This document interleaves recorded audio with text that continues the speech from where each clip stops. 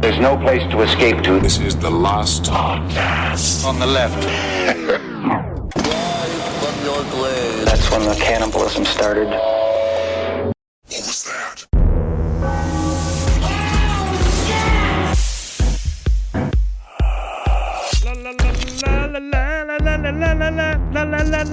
It's a serious topic, it's a serious day. Thank God you got two wacky guys here today. Ready to jump, ready to laugh. Some of the funniest things that you can find this side of Dachau. What a great comedy show we're going to present for you today. Eddie, give him a big one. You know what I've been doing to get into the mood is I've been downloading pictures of Ernest Rome and masturbating furiously at them.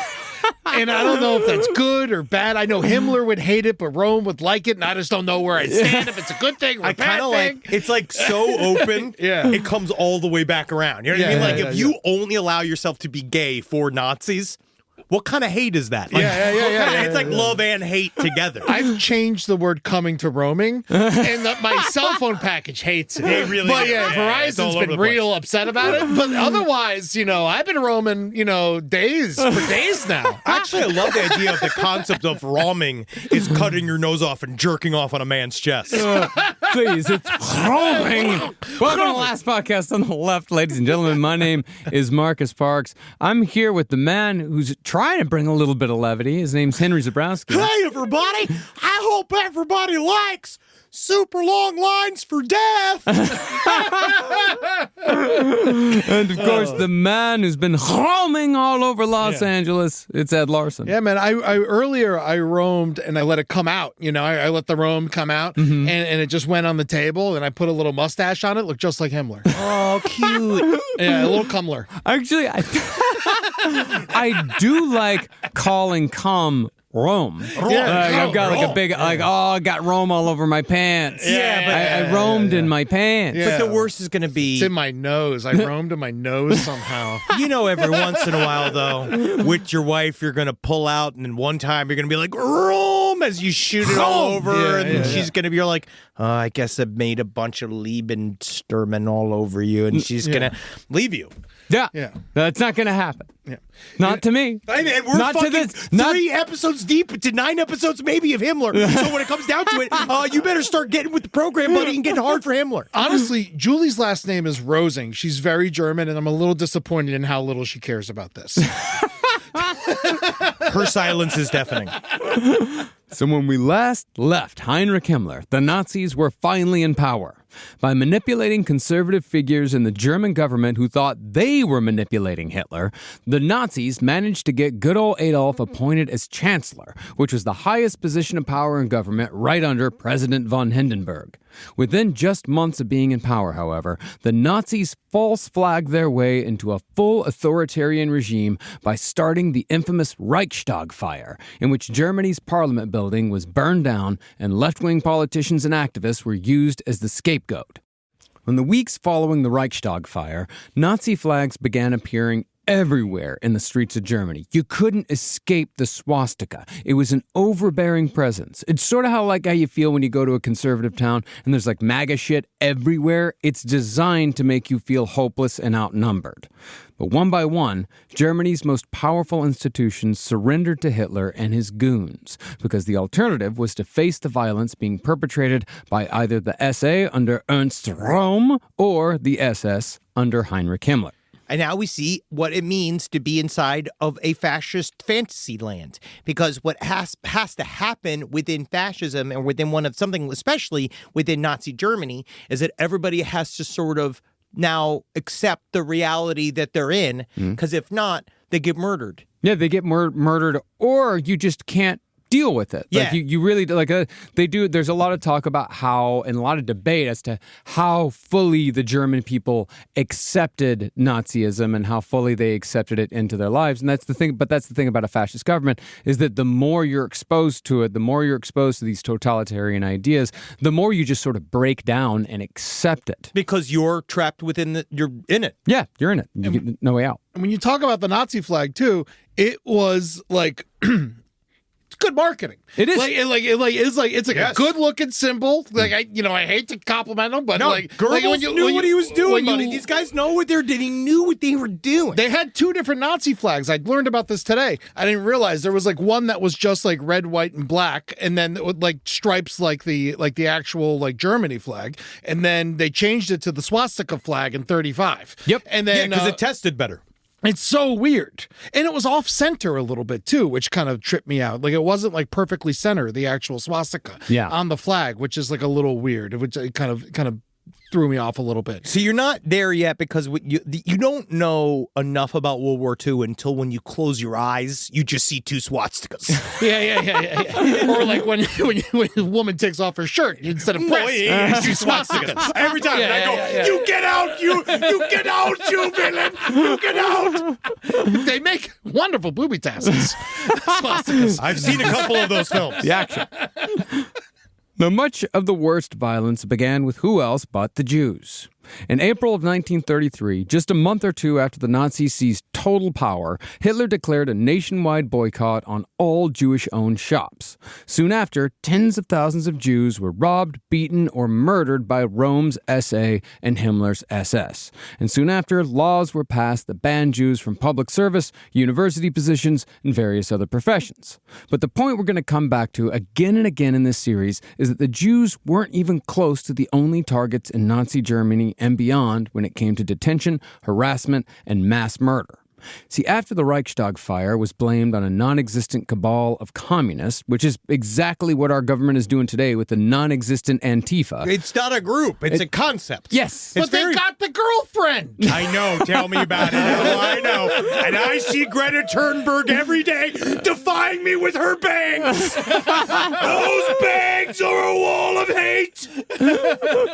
Well, after the blame was placed on this non-existent cabal of communists, left-wing political party leaders in Germany stepped down, or they were arrested along with labor leaders. This also, of course, destroyed the unions. But those on the right wing, even those who weren't Nazis, they were largely fine with the crackdown. This was because conservatives in big business and finance, the aristocracy and the landlords, they were given free rein to do whatever they wanted. This, however, came at a great human cost, What do you not just mean? to themselves, but to their neighbors as well. Landlords? Landlords, wait a second. Landlords they don't do anything ever wrong. Yeah, Henry, I'm sorry to do this to you, but apparently landlords can be bad. No! What are we? I'm moralist. Any job that has the word Lord in it. Lord. Yeah. Hey, except when I applied to be Goon Lord for my local county, it's actually getting nice. I am, honestly, I'm kind of second running up to be Goon Lord of LA County. So. Oh, congratulations. That's great. You haven't been roaming lately. You know, the key is to roam, but never arrive. Well, any autonomy that people may have had to live their lives the way they wanted to, as they did in Weimar Germany before the Third Reich, that was swiftly squashed by the Nazis. The people on the right, they lost freedoms along with everyone else. And even if they didn't care about that, even if they were like, well, if you don't do anything wrong, you don't have anything to hide, those people paid dire consequences later on when Germany was utterly and totally destroyed because of the actions of the Nazis. It's going to come back to bite you in the ass one way or another. Just know that the check's in the mail. Yeah. I think mostly it's because of how little respect they had for V's. Like, why are they, like, I know W looks like two V's, but, we don't need to fucking do that shit. I actually learned that the hard way when I was in Greenpoint one time, and I went to one of the super Polish places. I went to go get like Karksma. Yeah, and it was like a bodega. Oh, yeah. And I walked in, and legitimately, the man didn't want to serve me. And then he saw my license, and he was like, Zubrovsky, and he hit me, and I was just like, sir, I do not have the father's tongue. And he looked at me like I was a despicable rat. Yeah, man, that's how they do. They start speaking Polish to you, and then you can't answer. They fucking hate it. Yeah, they get real angry. No, Zubrovsky. No, when I lived in Greenpoint for many years, and I was often confused for Polish. And anytime someone would speak to me in Polish, and I would say like, "Hey, sorry, not Polish," I always got bah, and then they would walk away. It was always bah. But before World War II even started, the Nazis worked hard and fast on establishing an atmosphere in which the average German had to live their life in a way that was largely prescribed and dreamed up by Heinrich Himmler and his ilk. See, after the Nazi Party took over Germany, Himmler's insane ideas about racial hierarchies and social mores were seen by the average German as more and more reasonable, even necessary to Germany's continued existence. In other words, as the country became fully Nazified, Heinrich Himmler's entirely unreasonable and strict rules for proper living became not only normal, but essential if you wanted to survive the Third Reich. It's kind of like a chicken and the egg. Because the rules beget the lifestyle, and then now you have the rules set in place, and they have the power. Once they have the power, then those rules become a giant whacking stick. Yeah. Now, the most effective action the Nazis took when it came to seizing and holding power within Germany was their takeover of the police. The power to arrest German citizens was given to Ernst Röhm's SA and Heinrich Himmler's SS. And since neither group was actually a part of the government itself, they could act independently and extrajudiciously.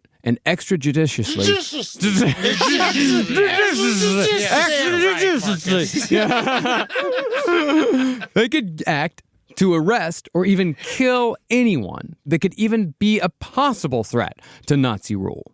This, of course, produced a wide net, and as a result, Nazi detention in 1933 was unpredictable and confusing.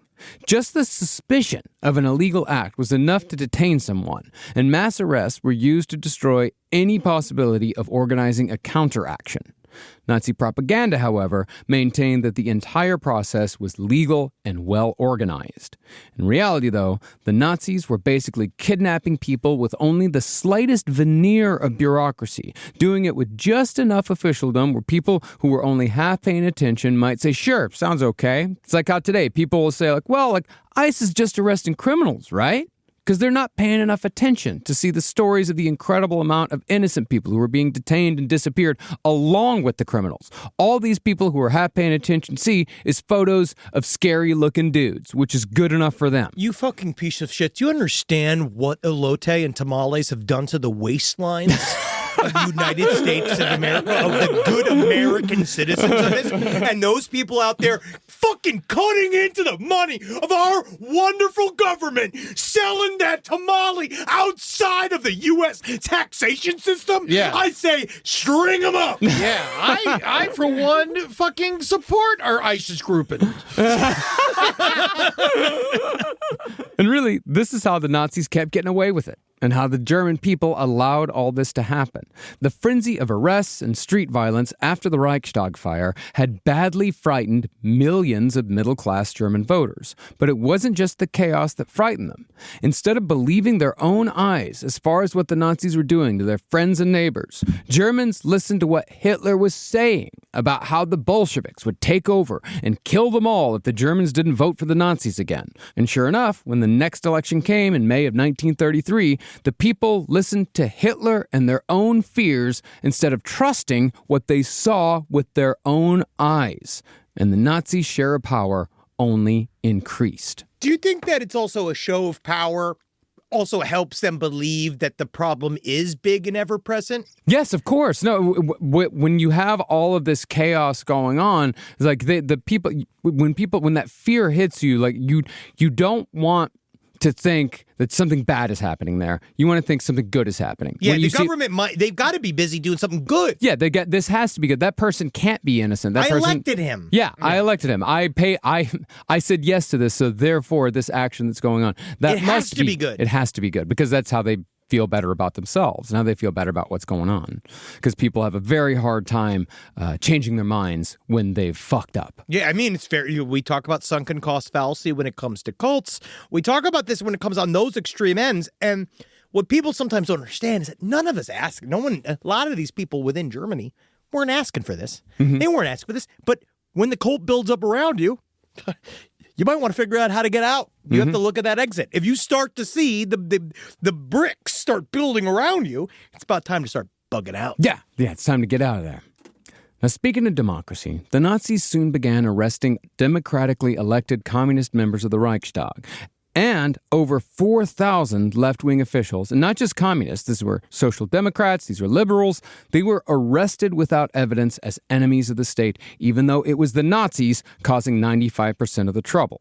Truckloads of Rome's stormtroopers openly roared through the streets of Germany, where they broke into homes and rounded up not just Jewish leaders, but communists, socialists, and, very importantly, journalists who had been critical of the Nazi regime.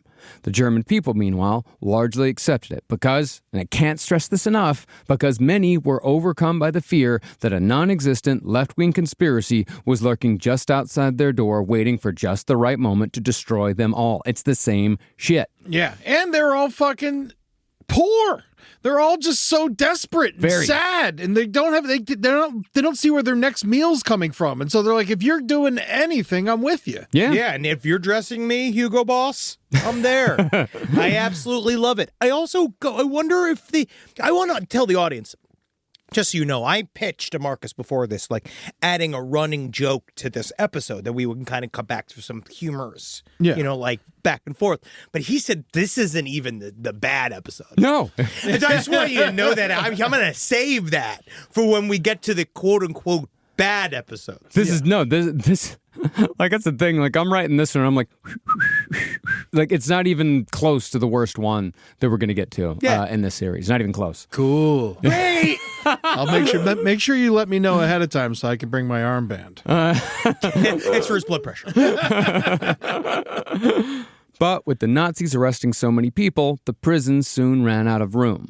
They briefly held the overflow of political prisoners in SA barracks around the country, but the Nazis finally realized that a better solution, so to speak, was needed. That solution, of course, was the concentration camps. And the person Hitler chose to build and run this vast network of facilities was his number one fussy boy, the one who had the patience and the dedication to make it all work, Heinrich Leopold Himmler. Oh, snotwurst himself. Honestly, it's just good he kept him busy. No, it's not good that he kept him busy. Because if he... It made the Holocaust. Yeah, you're right. He was pretty busy. I take it back.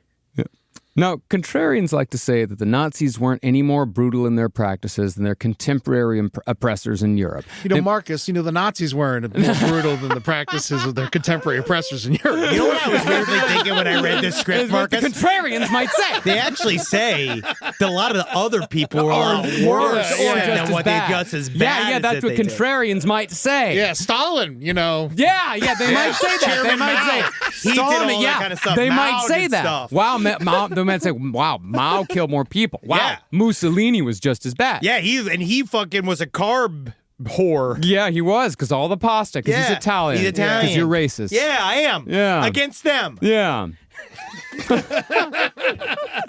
But the way I see it, what puts the Nazis above everyone else really is Heinrich Himmler and everything that he brought to the table. Thank you. You can hear him somewhere. Somewhere he's smiling, knowing that I made one man happy. It's not making me happy. I'm just saying it's what made the Nazis worse. I love the attention. Doesn't matter if it's good or bad. I just like to be seen. How many parts is my series?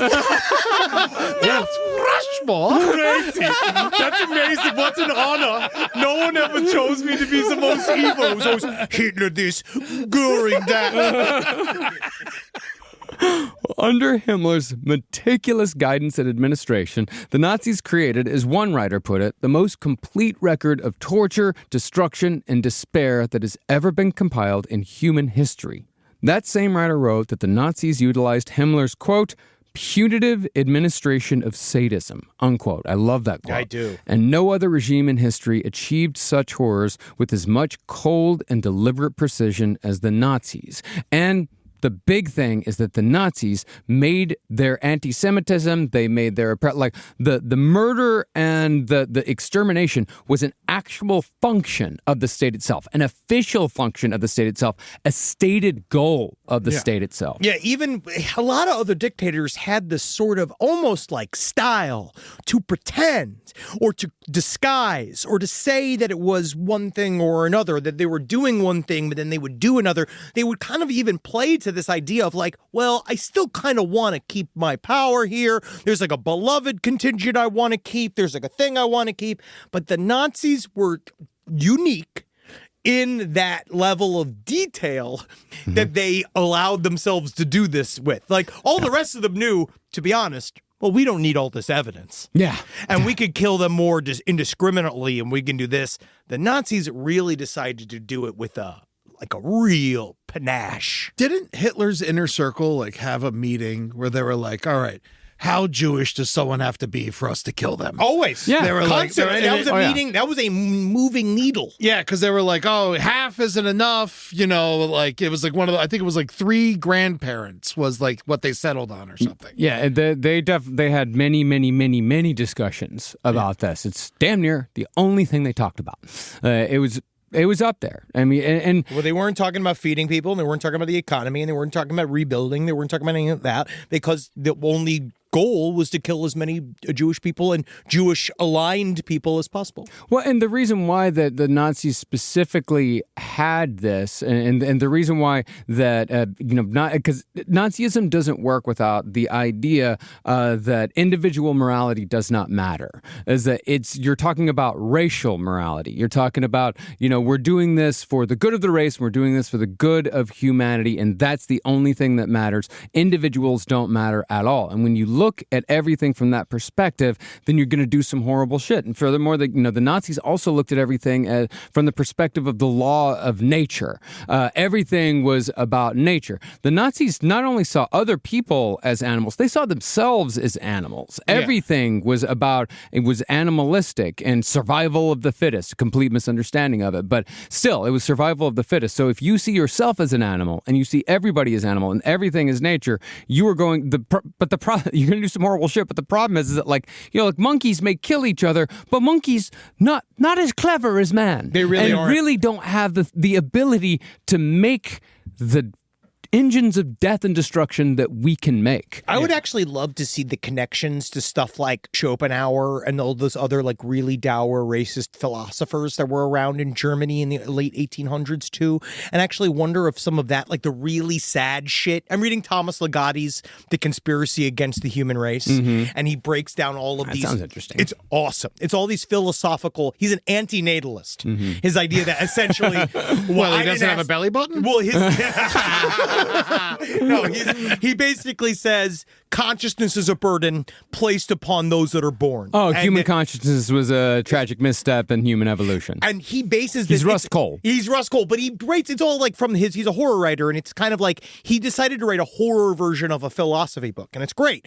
But there's a lot of German thought in the 1800s that all involves this long stretch of like life is a purposeless clock. Yeah. We are meat machines.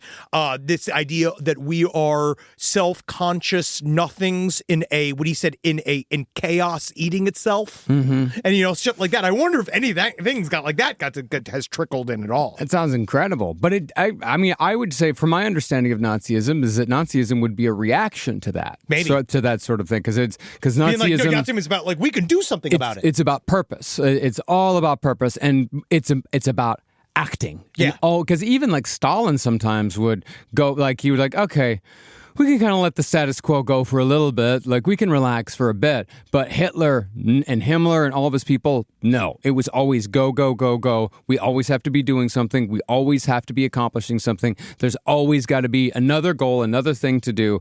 And that sort of like manic energy is what powered the Third Reich and powered the Holocaust and powered, 30 million people dead. And that's kind of what he talks about in that idea that we in consciousness forces us to set these fake goals to keep going towards, and that's what quote unquote a useful life is, which is garbage. Now, Adolf Hitler chose Himmler for the concentration camps, not only because he was well organized, but also because Hitler believed that Himmler worshipped him. Himmler, however, was, as we said, playing his own game, and he quite possibly may have done some pretty nefarious shit to even Hitler behind the Fuhrer's back when the Nazis were coming up. That's my Nazi. See, that's how you are the worst Nazis, that you even You fuck over Hitler. You fuck over Hitler, yeah. See, in the early 1930s, Hitler had a girlfriend by the name of Geli Raubal. Oh, what if she could have just kissed him to smiles? She didn't. She couldn't, because he's Hitler. Oh, wow, weird. No, a girlfriend is all well and good. But the problem was not just that Geli Raubal was 20 years younger than Adolf Hitler. Yeah, because who's Hitler? Leonardo DiCaprio? The big problem was that Geli was Hitler's niece. What is that? Is Hitler some kind of Leonardo DiCaprio? Well, technically, she was his half niece. Like she was honestly, yeah, fuck her. She was absolutely fuck her. I always check. You guys gotta make sure it's a dipping stick that you stick in her pussy, and it comes out. And if it hits the 2 marks, you can fuck her. Oh, okay. Oh, great. Glad you weighed in on that one. Yeah. Let's agreeing with Hitler? Let's start a new podcast that I think would be great for a 42-year-old man to start, called "You Can Fuck Her." And I'm 44. Yeah. Isn't that like what Tom Segura, Bert Kreischer are doing right now? Are they hiring a girl? Like, are they're like becoming a pimp to OnlyFans girls? Yeah. Yeah, what I'm saying is we don't want to do that. No. I was pitching that ironically to you. No, but it's already a show, and you're making a lot of money on it. Boy, that's sad. God fucking damn it. Right? Okay. Great shot. Now, as far as Hitler as a boyfriend went, he was what you'd call a bit possessive. And as the Nazis gained more power, Geli effectively became Hitler's prisoner. So, rather than spend a life as Hitler's plaything, Geli died by suicide in 1931. Smartest thing she's ever done. Or at least, that's the historically accepted story. Rumors exist, without direct evidence, mind you, that Heinrich Himmler actually ordered Geli's death behind Hitler's back to eliminate a possibly embarrassing situation that could have kept Hitler out of power and could have completely fucked up Himmler's personal goals. Gossip. I really, honestly, I find it really irresponsible that you would spread gossip like this.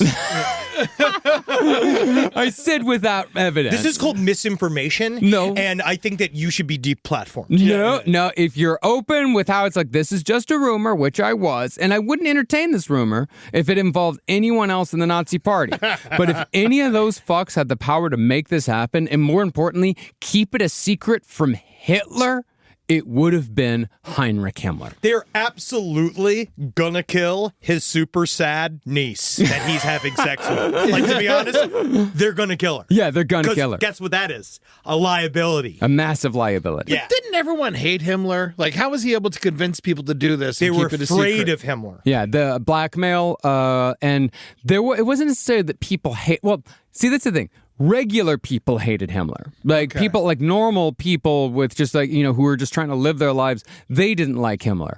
Nazis, they liked what Himmler had to say. They liked what he could accomplish. They liked what he was capable of. They liked his ideas. But you also think that one thing I seem to get more and more I research about Himmler, the reason why he was so smart is that he knew to not make his presence too overwhelming. Yeah. And he knew when to go in and out. And to be honest, it seemed like a lot of what Himmler did was kind of off on his own. Yeah. And he'd come back in and they wouldn't even know what he was necessarily up to. And then he'd fill everybody in and they would do stuff like that. So Himmler wasn't in the office. Like, Göring was the personality hire. Yeah. Goebbels is the funny one. The three of them are all hanging out, fucking playing grab ass all day, doing all this shit, hanging out with Nazis. Himmler doesn't hang like that. Yeah, but he's in the inner circle, but he leaves a lot. He's too cool for it. Yeah. He's definitely in the he is the big one of the big three. Like the big three is Goebbels, Himmler, and Göring. Yeah. Rise from your grave.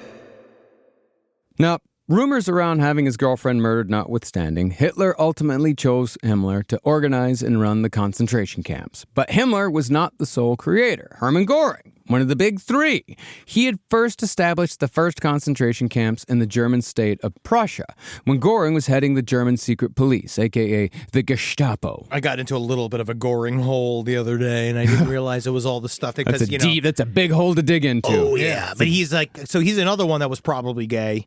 They've been that's one of those things that they circle around. He's definitely fat. Whoa, yeah.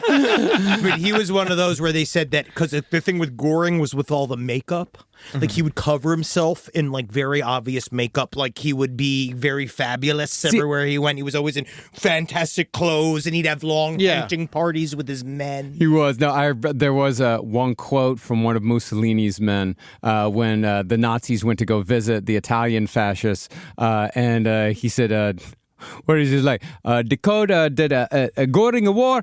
He wear a coat like a prostitute. Yeah, like, he seem like a prostitute. Is that a type of coat he'll wear? I will say Mussolini tears these guys to fucking shreds. Oh, over and over again, and it's so all about fun. their fashion too. It's very Italian. Oh yeah, it's just so funny because he's such a clown, and he's all these terrifying Nazis come to meet him, and he's just being like, "You look like fucking shit." It's so funny. You fly all the way to Italy. You can't even comb your hair. Hey, look at you, eh?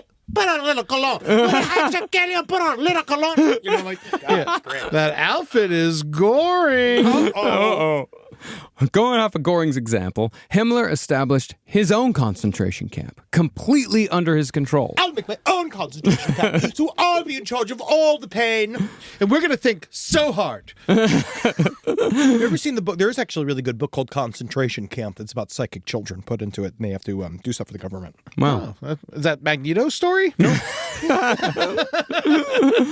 Well, this concentration camp was established just outside of Himmler's hometown of Munich, and it was the first camp run solely by the SS. This most enduring of Nazi concentration camps was very soon known to the German people as Dachau. It's the way you bring it up. It sounds like it's The Simpsons. Well, this most enduring character, Mo Sizlak, was one of the most loved and enduring.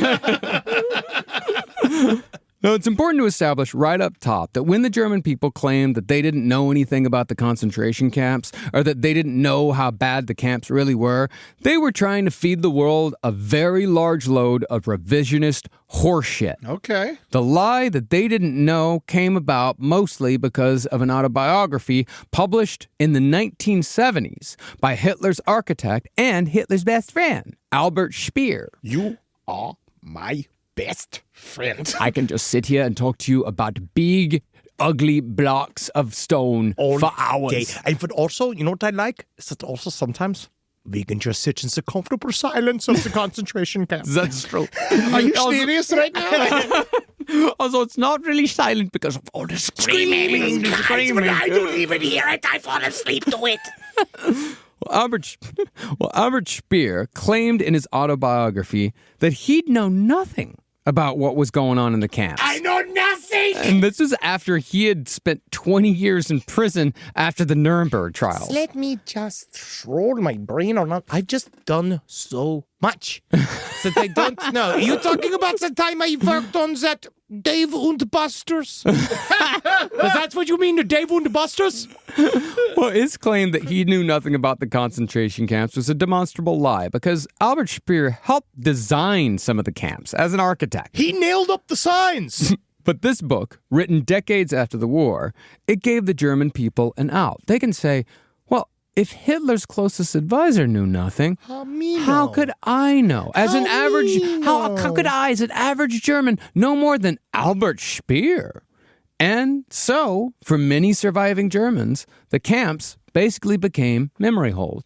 You could say, I didn't know anything, even though you very much did. Do you think they might have known not everything? Yes. Yeah, they didn't know every single detail, of course, but they knew that were they allowed to visit the camps? No. The citizens? No. Well, then also started to understand where they started to put the camps. Yeah. You're right, because eventually it began to be outsourced out, right? Yeah. It was moving farther and farther away from Germany in order to hide it. Eventually, Yes. but Dachau was 12 miles outside of Munich. No, no, it's it right was, there. it was not that. No, you can literally... You can walk there. Yeah. Yeah. It's a sad walk. Yes. They could put something in there, like a water fountain or a couple of hot wings places, but they don't.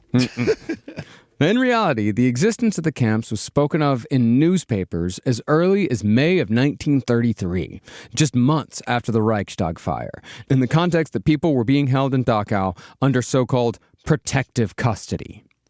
In other words, see, it wasn't hidden at all. by the Third Reich that leftists and Jewish leaders were being sent to Dachau. In fact, Dachau was such a known quantity in Germany that people had a cautionary verse about it, almost a prayer. Went like this: "Please, O Lord, make me dumb so I won't to Dachau come." Jesus Christ. Yeah, it's something people would say. So yeah, they might have known something. But this again, you do have an explanation. You do know kind of why, which is that people were getting mass arrested, and they had to figure out, quote unquote, right, this was the solution of where we put all these people we're arresting. Yeah. Yeah. And at first they were just putting them there. They weren't like killing them, right? Well, Not in the way. They weren't exterminating them. They would die No. like malnourished, and they would Like die like get normal- beaten to death by a prison guard. Yeah. But it wasn't like a fucking like line them up and shoot them, put them in the gas chamber No. thing. some yet. guys were getting shot, but shot again. It was before they got real organized. Yeah, we're going to get to that here in a bit. But yeah, most of that started after the war. Okay. Yeah. Now, Dachau was established soon after Hitler became chancellor in 1933. But by the time Hitler put a bullet in his own brain in 1945, Woohoo! 27 concentration camps and 1,100 satellite camps have been created. Wow, that's the worst 27 club of them all. Yeah. Yes. Satellite. That's what that song's about, right? Yep. Yeah. It's about the ones, around Yeah. Birkenau. It's not Bergen-Belsen. It's not, yeah. And these camps were utilized for everything from slave labor to simple extermination. The camps did, however, open and close according to need, but whether by necessity or some strange sense of twisted sentimentality, the only camp that was open and functioning for the entirety of the Third Reich was Dachau. Now, the Third Reich was not flush with cash. People were fighting in streets over butter, for fuck's sake. So the first concentration camps utilized infrastructure that was already built. Workhouses, vacant hotels, sports grounds, castles, and even restaurants were used to imprison the enemies of the Third Reich. Likewise, Nazi torture dens also appeared all over Germany, to the point where no village or even city quarter was not home to at least one private room where the Nazis could quickly torment and abuse their enemies without having to travel too far. I just wish I could get one. You know what I mean? It would be fun to do, to just randomly attack comedians in various cities, just for the sake of just like keeping them on their toes. Never put them in restaurants? Yeah. As they're hiding them? Ooh, delicious. And you have a back room. That's what we should do with all the closed down Hooters. That's a great idea. It's exclusively to torture and kidnap local open mic comedians, The green room. which also about Nazis. Yes. Wow. Weird. Now, it probably wasn't on purpose, but the utilization of existing structures as concentration camps, this actually helped the German people to accept their existence as a reasonable solution to their imagined problems. This was especially true of the workhouses, because Germany already had a large number of them before the Third Reich due to their cultural tradition of performing manual labor as both punishment and rehabilitation. Where do you think Arbeit macht frei comes from? I thought it was a commercial jingle. Arbeit macht frei. Arbeit macht frei with We Work.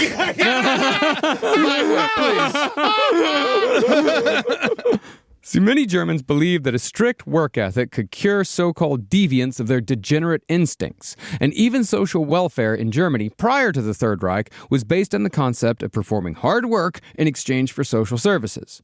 So, for the German people, the concentration camps, as they were in the beginning, they were more or less an extension of what they were already doing as a country. Basically, the average German could look at a concentration camp and say, I suppose it's fine, like it'll be good for them in the long run, and who cares, as long as I can get a job and stop feeling like a fucking loser. Would you also say that they did kind of create jobs in the constructions of these things too? Well, they were already, most of them were already built. Yeah. It wasn't to say that what they created jobs with. Actually, that's what I'm about to get to right now. Got it. All right. Now, just like it's been across humanity, German citizens believed that the oppression of other people would somehow benefit them economically. Trickle-down slave labor, as it were. And as it was, some people did benefit. Each concentration camp basically became a town unto itself, with its own tailors, blacksmiths, shoemakers, and bakers.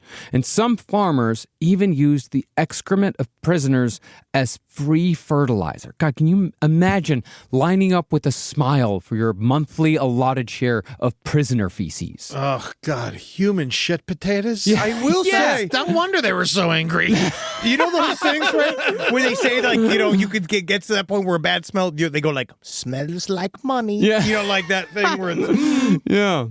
But in the end, as it always goes, the only people who really made massive profits on the concentration camps were the big corporations, like the chemical and pharmaceutical conglomerate IG Farben, who double-dipped on the concentration camps in the worst way possible. Bayer. Yeah. IG Farben used slave labor from concentration camps at their factories, but they also manufactured and distributed the infamous chemical Zyklon B, which was used to kill over 1 million concentration camp prisoners once the final solution became an integral part of the concentration camp system in the early 40s. It is important to note, however, that the majority of the 6 million Jews killed in the Holocaust were not murdered in concentration camps as it's often assumed. Where and how they were killed will be covered extensively in a later episode. That would be the aforementioned worst one. How exciting. yay! What a tease! But for this episode, we must remember that the concentration camps targeted a wide variety of people, including leftists, gay men, trans people, Roma, and basically anyone who might have given the Nazis a hard time. You know what I learned is that what was weird is that the Nazis, of course, they hated gay men, but not because they were necessarily homophobic. It was because you shouldn't be having sex with other men. You should be having sex with a woman To make a so baby. you can make a baby.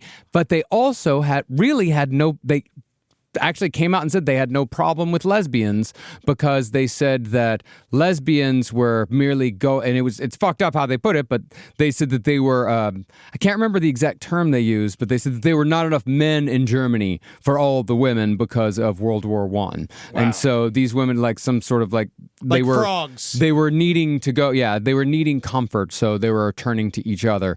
But of course, what the plan was, like, once we do have enough men in Germany, then we're going to start killing the lesbians too. But until then, let's just kill the gay guys. I think they killed somewhere, I think it was 15,000 gay men were murdered. Most of them were castrated chemically or physically. And then you look at somebody like Goering or Rome, right? They're all part of the actual function of the Nazi government that were largely living out loud gay. And I think that why that works is because there's something about, but it's different because he's a chosen one. Yeah. There's something that's like a different one where it's like, that's about subjugating other men. Well, he's contributing otherwise. Yes. Like he's doing his part. Now, weren't other countries in Europe also like chemically castrating gay people during this time?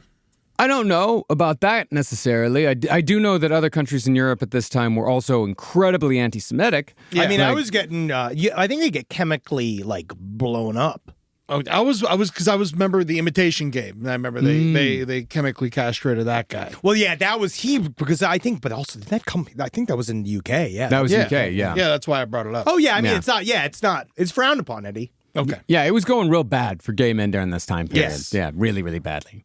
Now, under Heinrich Himmler's exacting guidance, the concentration camp system of the Third Reich had its own organization, rules, staff, and even its own acronym for easy reference in Nazi paperwork. In official documents, camps were referred to as KLs, from the German Konzentrationslager. Yeah, you're going to want to abbreviate that. Yeah.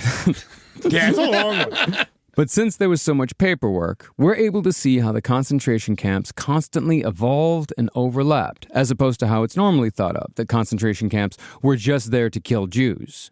See, in the early to mid-30s, where we're at now in this story, concentration camps were more used as deterrent threats, reformatories, slave labor centers, and straight-up torture chambers. It was only towards the end that they became used more for human experimentation and genocide.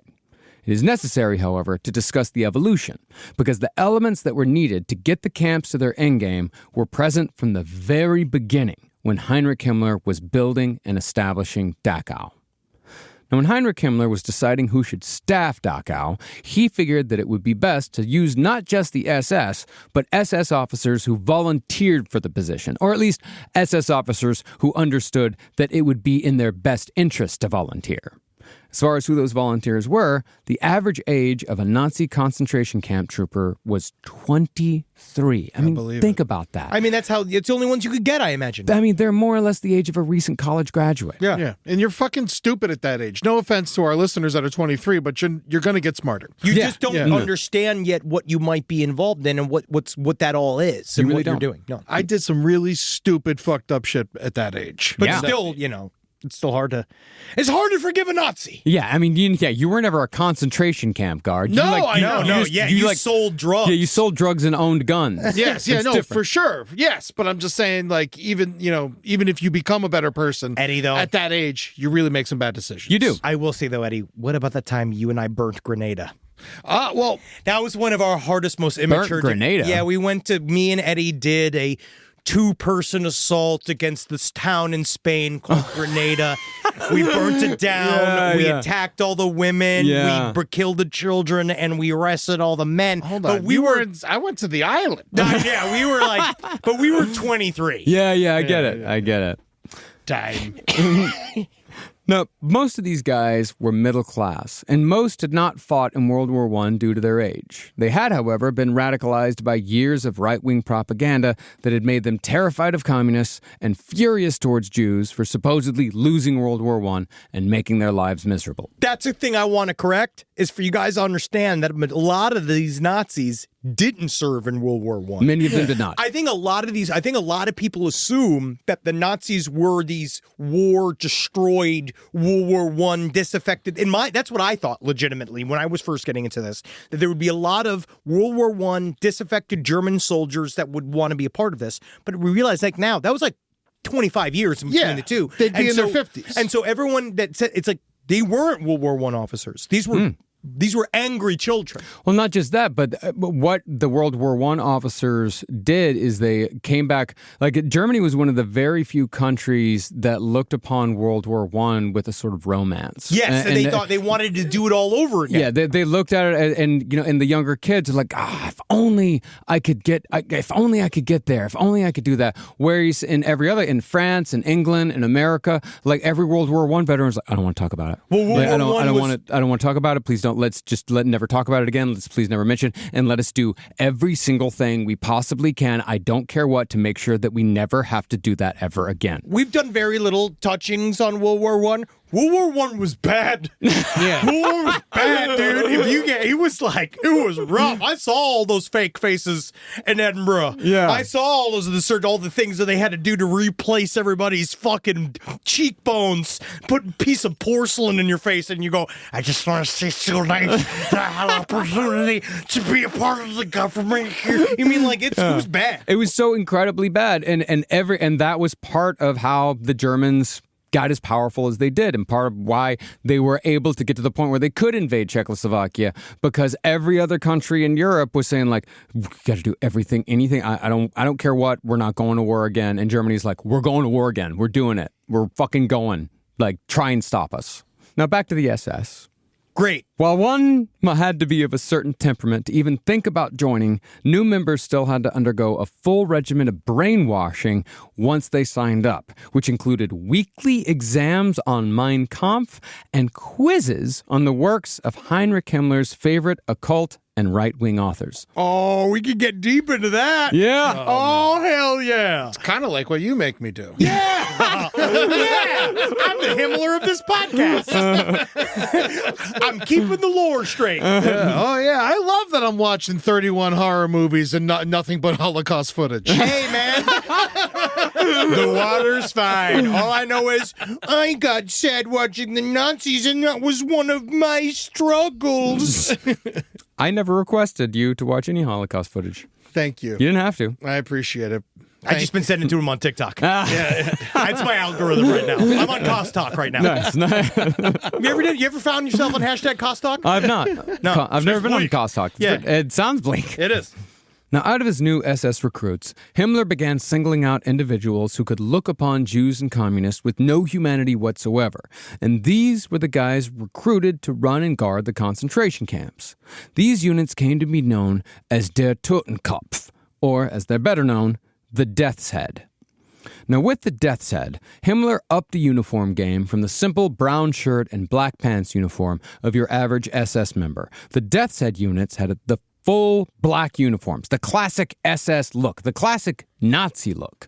But the piece de résistance was the skull and crossbone badges that the Death's Head proudly and openly wore on their caps. Now, yeah, we all think about that fucking amazing Mitchell and Webb sketch here, Are We the Baddies, and all that.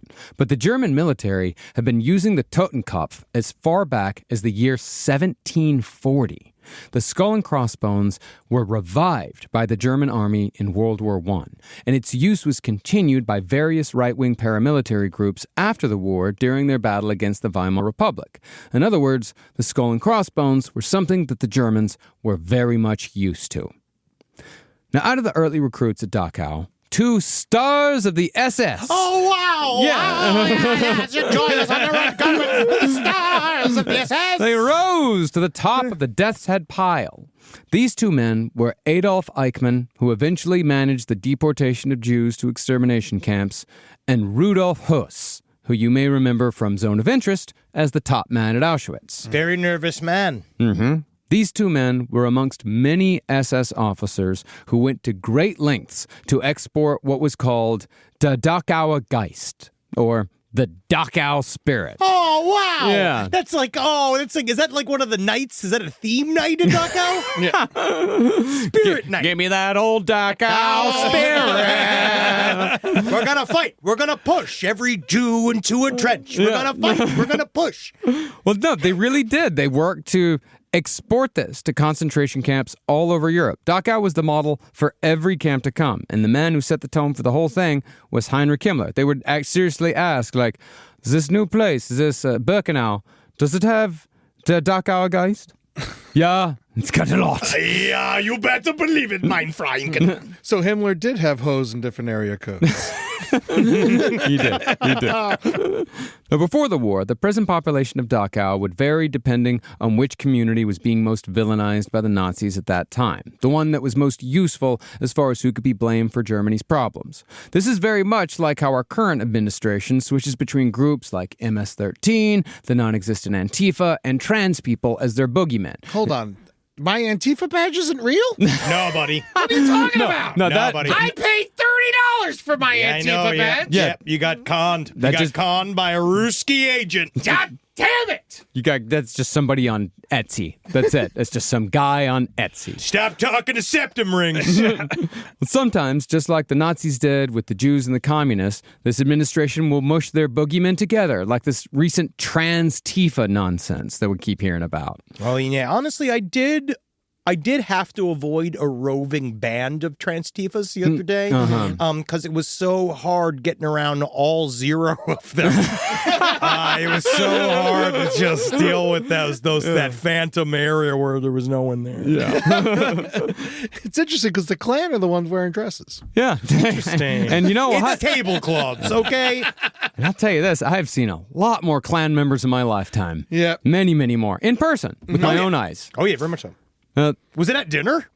No, it was when I was a kid coming back from a basketball game. There was the Klan was having a meeting in a field right off of the road. And there was a bus with a bunch of other kids, and they were burning a cross on the side of the road, and it was pretty pointed towards our school. Sure. We Just like their hats. had black kids in our school, which Hey, man, as not long- many schools at that time did. But they filed their permits and it's allowed. Yeah. In Throckmorton, Texas, it's very much allowed. Now, all this, of course, depends on what's going on in the news and what can scare people who are half paying attention the most. But in Germany, that meant that while Dachau could certainly be majority Jewish, it was at times majority homosexual, majority homeless, Catholic, communist, and so on and so forth. Now, most of these people would not be held indefinitely in Dachau, nor were they killed in the camp. A lot of prisoners came in and out of Dachau in the years before the war. Because remember, the Nazis were fucking up Germany for a full 5 years before they invaded Czechoslovakia. But after Hitler kicked off World War II, Germany needed as much slave labor as it could get to maintain the war machine, because Germany's economy under Hitler was backwards, idiotic, and totally fucking nonsensical. But that's all to say that the Nazis' military accomplishments are much like the pyramids, and that you can really get a lot of shit done if you're willing to kill a lot of people in the pursuit of your goal. But the necessity of slave labor meant that very few prisoners were released from Dachau after the war began. And since Germany didn't have the means to feed even their own citizens, the most common release from Dachau after 1939 was through death. Now, once Dachau began filling up with Jews, leftists, and Nazi critics, the SS guards began... I was about to say, it got hilarious. Yeah, and it became the funnest place to be. All the funnest people in the world were there. Actually, they were, yeah. Jews, leftists, yeah. All the funny people. Roberto Benigni. Yeah, all the people with class. Honestly, Roberto Benigni's the only one I agree with his murder. It's the only time the Nazis were right. He was very good in Down by Law. You got to admit, he was very good in that movie. Do you really not like Life is Beautiful? I hate that film. Life is Beautiful is phenomenal. I hate that film. This is one of his contrarian things. I'm where he allowed just to hate doesn't like Roberto it. Benigni. I'm allowed to hate him. Well, the SS... Pinocchio. Well, after Dachau began filling up, the SS guards began torturing the prisoners as a matter of course. Inmates were beaten with hands, fists, and an array of weapons like truncheons, whips, and sticks. Their skin would be slashed, their organs ruptured, and their bones broken. And this was without killing them. Taking a page from the Italian fascists, the Nazis would also force-feed prisoners castor oil, which can cause both diarrhea and constipation, depending on the person. But once the river began flowing, so to speak, the prisoners were also forced to eat those feces and drink urine. What's that supposed to do? Castor oil? No, I mean in terms of eating all the poo-poo and the pee-pee. It's torture. It's torture. Oh. What do you mean, what's it supposed to do? I Would just you thought- think it was supposed to, like, I don't know, make them run real fast? I don't know, or maybe it was one of those things. They thought You know, it'd make the them more Olympics honest, are coming you know? up. We need a good shot putter. You never know. You just never know. I just always like to know. I'm curious. Why? Because it's horrible. You would have made a great baker in Dachau. Why? That's the big question is why. Sexual abuse was also far more common in the early camps when compared to the later SS camp system, and a lot more random. Because, later, the Nazis set up brothels at concentration camps called Friednabteilungen. That roughly translates in English to Joy Division, which is where the band gets its name. So please listen to our 4-part series that me and Carolina did in No Dogs in Space about Joy Division for the full context on that, because that really does take a lot of context. It does. Yeah. It's It good, does. but honestly, good plug. Yeah. Is that why they're so sad? Partly. Yeah. Yeah. I mean, that's got to be the least horny place in the world. Yeah. Joy Division concert? Yeah. But in Dachau, while the female prisoners were certainly raped and abused, the more specific sexual abuse was mostly directed towards the men. In some cases, their naked genitals were thwacked with sticks and truncheons, and some were even forced to masturbate each other. The only person in my family was a female on the Catholic side was raped at a concentration camp. Got pregnant from the SS officer that did it. Made it through. Came to America with the child, and then my entire family, apparently, from what I heard from my mother, shunned them because she had a Nazi child. Oh my God. Eddie, is this a part of your new hour? Where's the punchline on that? No, this is the Catholics. I know, I'm just Not joking. everything he says has to have a punchline. He can just I tell was trying to make his extremely brutal story funny. Okay? I was trying to bail us out of an extremely brutal story. sometimes, Henry, you can just let it sit. I'm sick of it. Yeah. Everything sits. You can just let it sit. My comedy stands. Quote unquote comedy. Yeah, Thank you. Is it comedy if it doesn't land? Yeah. yeah, No, okay. Jokes are jokes. Even if they're not good? Yeah. Unfortunately, Yeah. just like people. Exactly. I never judge a joke. Now, the so-called Dachau spirit featured a few elements that were deemed by the SS as necessary for an effective concentration camp. First, the camp had to be sealed off from the outside world to prevent escapes and to engender a feeling of hopelessness. This also created jobs, because it meant that the concentration camps had to basically become towns unto themselves. I actually heard that the Luxor took quite a bit from Dachau. Yeah. I thought they took from the pyramids. Jewish slaves. Either way. Second, the guards and the commandant had to stay separated to keep the idea of hierarchy firmly at the forefront of everyone's mind. Third, it had to feature work details from the prisoners, because the camps solely dedicated to extermination, camps like Treblinka, those were technically outside of the KL system, because a KL is supposed to serve a purpose. But perhaps the thing that gave the concentration camps the most Dachau spirit was Himmler's contribution of a set of strict rules that had to be enforced through a uniform set of punishments. Now, that was, of course, the idea.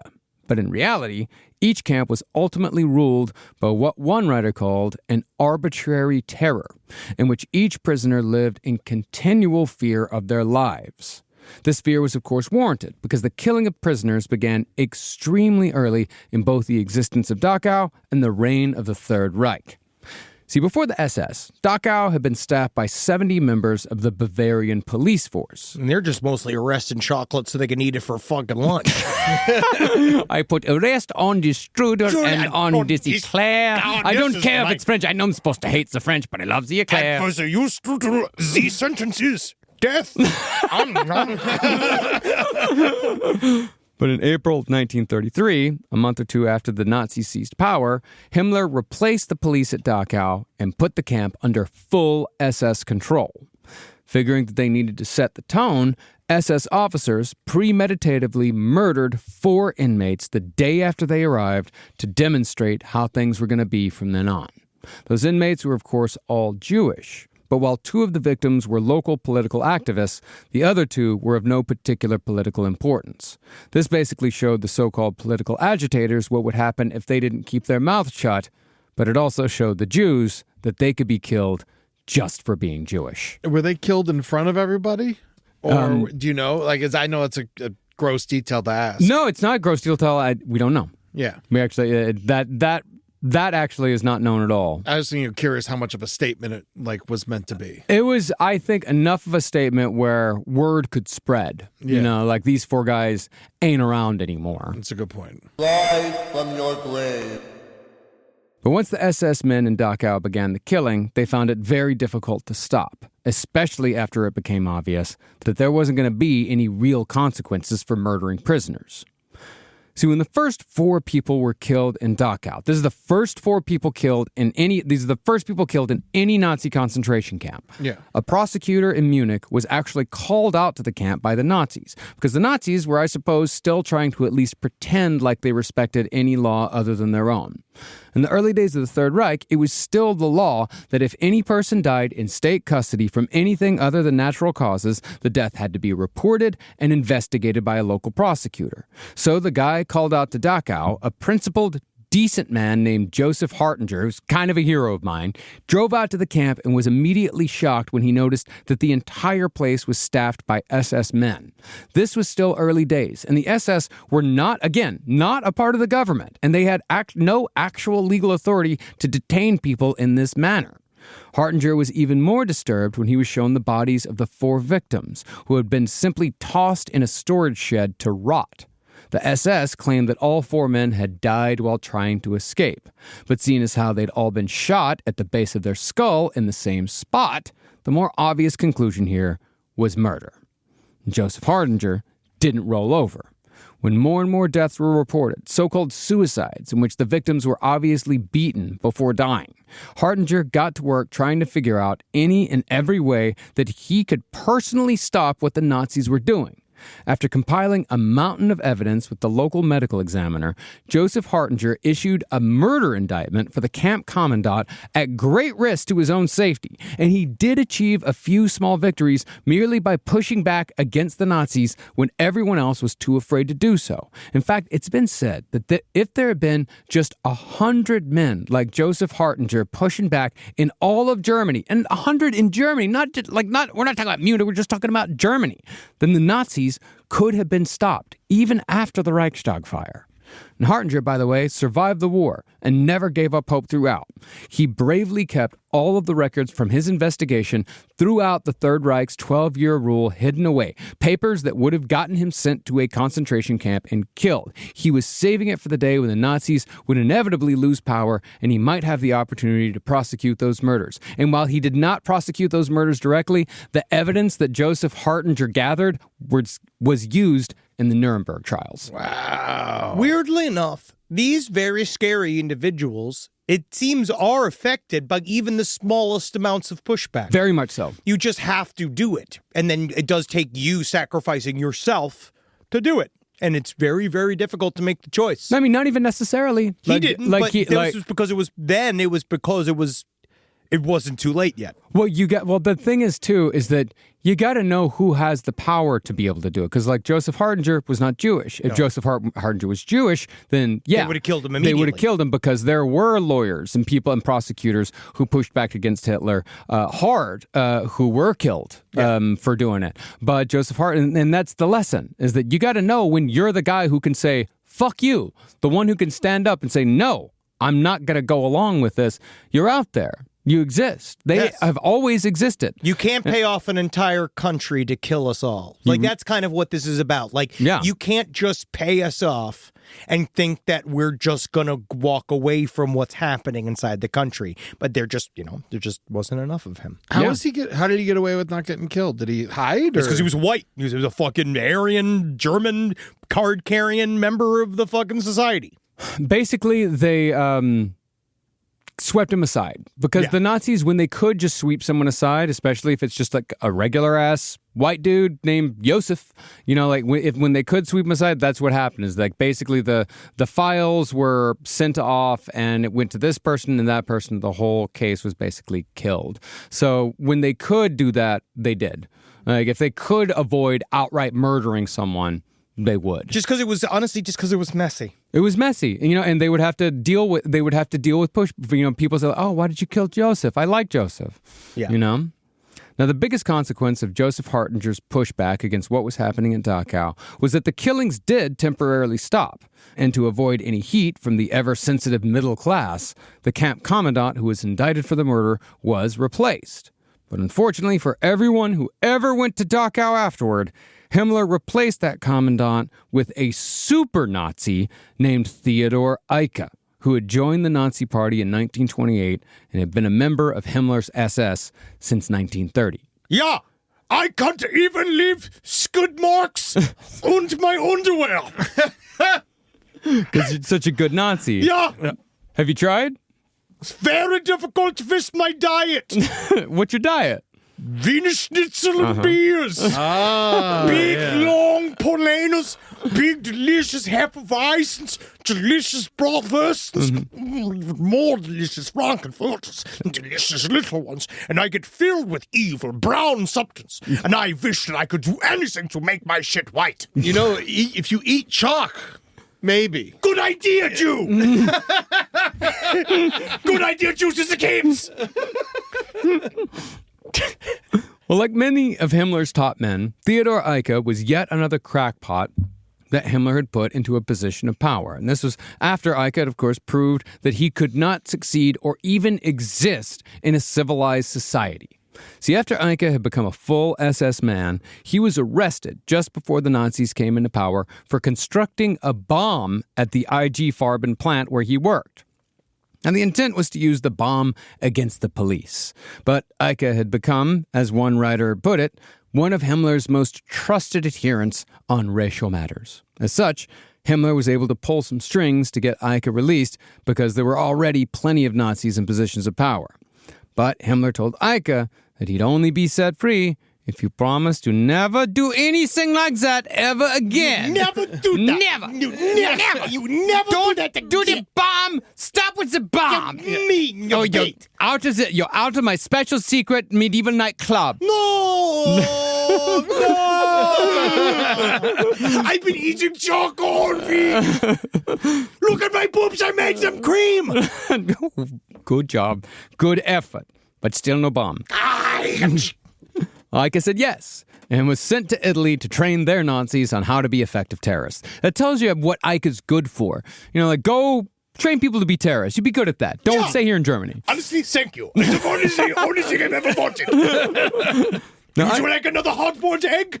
I don't even like the fact it's a majority yellow. Or Himmler would call a self-portrait. Yeah. Now, Eike returned to Germany in March of 1933 after Himmler came to power. That's how much he sucked. He had to wait until Hitler was in charge before he could come back. But upon his return, this is, again, how much further he sucked. He immediately got into a fight with a local Nazi leader that was so intense that the other Nazi was able to arrange to have Eike committed to a mental asylum. I cannot believe you went on vacation and got a 10. You will not allow. I will not allow you to live. So it sounds, this guy's a bit crazy. He's a bit crazy. overblowing everything. Well, to Himmler, this had meant that Eike had broken his word. He'd gotten in trouble again.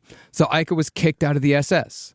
But after the asylum's director informed Himmler that Eike was not mentally unbalanced by his standards, Himmler apologized, got Eike released, reinstated him in the SS, and gave him a promotion. Even gave 200 Reichsmarks to his family. I've got to say, honestly, it was kind of even fun being in jail because I got to hate new things. I met new types of things to hate in there, and it's crazy. So honestly, thank you for the opportunity to learn all the terrible people.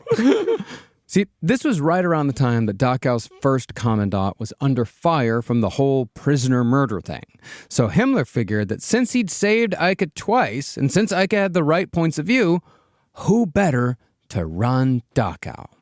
This, again, is the elevation for loyalty exchange we were talking about. And since Eike had the same insane racial and societal beliefs as Himmler, Himmler knew that Eike would have no problem whatsoever in executing Himmler's vision. Now, No, I mean, I'm just pissed. Yeah, you don't like Nazis? Yeah. What's wrong with them? You're right. It's not giving me heartburn or anything. Now, Eike thrived almost immediately upon taking over operations at Dachau. The young guards at the camp reportedly adored him and even began affectionately referring to him as Papa Eike. Oh, Papa. cute. And so, since Eike was doing such a bang-up job at Dachau, Himmler elevated him once again and made him the top man in charge of the SS Death's Head units, even going so far as to share in the recruitment process of potential Death's Head members. This is the most emotional day I've ever had. I never knew that my hate could take me so far. I knew as a hate for little boys that one day I was hoping that I could hate my way to the hate Olympics. And it's been a pleasure. I know this song was written by a Jewess, but you really are the wind beneath my wings. God, sometimes the Jews, it's horrible. I hate them, but the allegory is so incredible. Unfortunately, a Jew also wrote White Christmas. Oh, wow. What? Now, both Eike and Himmler agreed that younger recruits would be the best fit for the Death's Head. They called them Blutjung, which translates roughly to those in the first flush of youth. It literally translates as young blood. Yeah, literally. Like boy. Youngblood, Yeah. the musician. Oh, This is all coming back to me. It's all coming back to Youngblood. And his talentless waist. His thin, stupid, talentless torso. I like no, just switch over to the Image comic, Youngblood. That You're was right, fun. I'm sorry, yeah. Ooh, that's better. Okay. It is X Factor. funny how much you don't like Youngblood and you just keep talking about it. And I know that your phone is listening to And you just and then like sending giving you me Youngblood more material. Youngblood. So you just like you start hating him more and more and Youngblood more. had to go on 3 different interviews to explain that he did have a relationship with Ozzy Osbourne, and when they finally got to the nut of it, he turns out he met him 20 minutes before a concert a year ago. And then all of a sudden now, I believe Ozzy Osbourne thought he was a hot woman. It's so funny because it's how much you hate Youngblood is making me like him. Well, back to the Blutjung. Eventually. He was the first against the wall when Henry Zabrowski's in charge. Well, eventually, many of the Death's Head guards were handpicked directly out of the Hitler Youth. So by 1938, the average age of a Death's Head guard at a concentration camp had dropped to just 20 years old. big balls. Does it remind you of anything? Right? It's kind of funny in a way. Where it's like, you need young, dumb men to do quite a bit of this. You really do. Because they're driven. They got nothing else to do. They got nothing. Literally, they're filled with cum, and if they're not making Aryan babies, most of the other people probably don't want to touch them. It's just anger. They're just full of so much anger. Rage. And they need purpose. They crave it. They want it. And the Nazis were very good at giving people purpose. And we are looking for a part-time person here at Last Podcast in that court, too. So you could send that over to sidestorieslpotl@gmail.com. We're actually looking for a young blood ourselves. That's true. Now, these young men had, according to Himmler, a balance of malleability and resilience not found in the older recruits. Himmler also found that the enthusiasm of the young recruits tended to spread to the older ones, which was needed because the older Death's Head members came with their own set of problems. See, older SS guards tended to become far more sadistic and corrupted by power, harder to control. These are your guards who earned nicknames like the Beast or the Bone Breaker. Although one interesting nickname I found amongst the list of infamous concentration camp guards, Handsome Tony. Hey, it's me. Hey, I'm from the old neighborhood. You got a problem? Hey, listen, you're looking a little kind of skinny. You want some mozzarella? Yeah, it's a joke. I'm not giving you nothing. I'm a Nazi. Technically, I'm from Coney Island, but I say I'm from Bensonhurst. Yeah, absolutely. Look at me. So was he like the only Italian in the SS? No. His name, he was a very much German. Yeah, Oh, it's yeah, just it's a Death's Tony. Head SS man. Yeah, he was very much a Death's Head SS man. He was convicted for beating 100 prisoners to death in the Terezin camp. Damn. In 2002, at the age of 90, he was one of those later Nazis that they caught and prosecuted. I'm glad we got him. Yeah. I say, people always do this. We always find like some 95-year-old Nazi, and everyone's like, "Oh, If there's what do we any do?" left, Fucking hang them. yeah. No, it's fun to do. We should literally get the old shit out. Yeah. We should get all the set up an old-fashioned fucking hanging gulag style thing and fucking string them up. Yeah. It's not a bad idea. You know what's interesting is because like Handsome Tony is the most infamous of all these guys. Like it's like the other ones like Beast and Bone Breaker. They like needed the bad name to make them scary. Of course. Handsome Tony. That's the true fear. Yeah, buddy. Oh no, I'm so much more afraid of the fucking Handsome Tony than the Bone Breaker. Yeah. Oh, yeah. Like, it's like if you say the Bone Breaker's coming, I'm like, all right, fine, I guess he's gonna break my bones. Like, you know he's coming to visit you. Nice, Frank. Nice, Frank. Beautiful Philip. Yeah. But the other problem with older Death's Head guards was that some could get a little tender-hearted with the prisoners Yeah, and would tell me even about begin to sympathize with them if given enough time. Oh, this is the Hogan's Heroes types of. Yeah. Well, they begin to, because it's almost like they forget that everybody's people or whatever, and that's fucking, whatever. It's a waste of Nazi energy. Yeah. And also, I hate Jews are charming. yeah. Hey, you want to hear a joke? Yeah, it's going to be a lot of like, hey, you want to hear a song? You want to hear a joke? Why do you think it took so long to kick Woody Allen out of the business? Yeah, and not all communists are just like super annoying and bad at parties. No, Like, yeah, a lot of them are very fun. Some They're of them can be very fun. Yeah, and with older guys, the older you are, the more experienced you are, the more you might be reminded of somebody that you knew. You also soften. Most people naturally soften as they get older. If you are a good person trying to change. Yeah, but with younger people, you could just tell them, hey, this is how it is. That person's evil, and they'll go, okay. Yeah. And then do whatever you want. Well, they just don't care. They like having the hat and the uniform and the gun. Like, really, when it comes down to it, you can impress a 20-year-old very easily by giving them a hat and a gun. Yeah. Well, the sympathy was especially true in Dachau, where Death's Head sentries were in far closer contact with prisoners than in the more expansive camps like Auschwitz and Buchenwald. But for the young bucks, the close proximity in Dachau, that just gave them more opportunities for cruelty. Being young, they were often bored and looking for status, and acts of violence could both alleviate the tedium and make them more popular amongst the other guards. As such, cruelty to prisoners was often seen by other Nazis as a boyish joke. Jocular humor. Yes. For example, a guard might yell at a prisoner to get him to jump. The prisoner gets frightened and he jumps, makes the other guards laugh. Young man sees this, yells again, gets the guy to jump again. But when that joke gets old, you got to keep upping the stakes. If you want to keep gaining that social currency, you got to keep making people laugh. And they're not going to laugh if you keep doing the same thing over and over again. It sets a vibe. It sets a tone. Yeah. It's that Dachau spirit. That it is. And now that I think about it, it has like this weird frat-like atmosphere. I mean, like prisoners, when they shaved off all their body hair, which seems like a prank. And in one case, a prisoner actually died after an SS officer inserted a hose into his rectum and opened up a high-pressure water tap. Didn't a frat boy like die from that fairly recently? Well, that's why I think that there's an overt function and a subtle function of these young men all together, because they really are. That's what it is. What we talked about with QAnon specifically, or any conspiracy thing that radicalizes young men. One of the things it definitely does is tell young men, you're okay, you're correct, we're going to support you no matter what you do.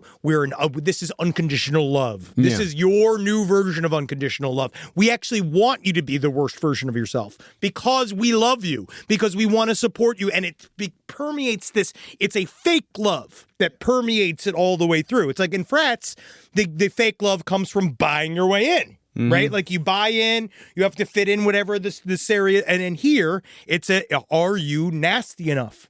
Are you mean enough to be in the club? Yeah. Yeah, it's a bunch of guys who can't make friends all become friends. They could also maybe want to, would be the same pool that would normally be in the German army. And so it's kind of then, at some point, you begin to, I bet, as a young person, you begin to almost even forget the veneer of the costume and what you're doing and all this kind of shit. And it does begin to feel like boys being boys, playing pranks on other men and boys and doing some weird jocular fucked up thing. Because again, also, we're on the other side. Mm-hmm. And also at this point, like if these kids, like if they really do want to be a part of, like feel like they're a part of that World War I spirit, and to have a uniform, like at this point, the German army is limited to 100,000 members because of the Treaty of Versailles. They legally can't have over 100,000 people. So if a young kid wants to join the army, he most likely can't. No. But he can get a uniform if he joins the SS. Or the stormtroopers or one of those things. Yeah. But the SS, it seems to be really aimed towards the people. I honestly do think that that's what Himmler understood about the uniform. Kind of like what LRH understood about the uniform, which is that it gives an instant character. Yeah. All of a sudden, when you are in head to toe, black SS with the skull's head and all the kind of shit, it changes a person from the outside in. Now, as far as the people who were sent to Dachau in the early days went, the best story involves a World War I veteran and dedicated communist named Hans Beimler. See, Beimler had participated in the Bavarian Socialist Revolution of 1919, but he had been falsely accused by the Nazis of participating in the execution of 10 people during the uprising, including a Bavarian countess. It did happen, but Beimler had nothing to do with it. This mass execution was used by the Nazis to demonstrate the communist threat over and over and over again. It was one of the few cases of real left-wing violence, so of course it was all they fucking talked about. And Beimler was used as a scapegoat for the event because he had become a prominent Reichstag politician in Weimar, Germany in the years afterward. Beimler was actually quite confrontational, and when the Nazis came to power in 1933, he was known to rally crowds with the phrase, "We'll meet again in Dachau, motherfuckers!" Okay, he didn't say motherfuckers, but you get it. That's how I felt when I said it. Yeah, no, it was very powerful. This, of course, made Beimler quite the prized prisoner. And when he was, in fact, sent to Dachau, he was forced to wear a welcome sign around his neck upon arrival. Welcome, please. You're right. Actually, it would have said Willkommen, yeah.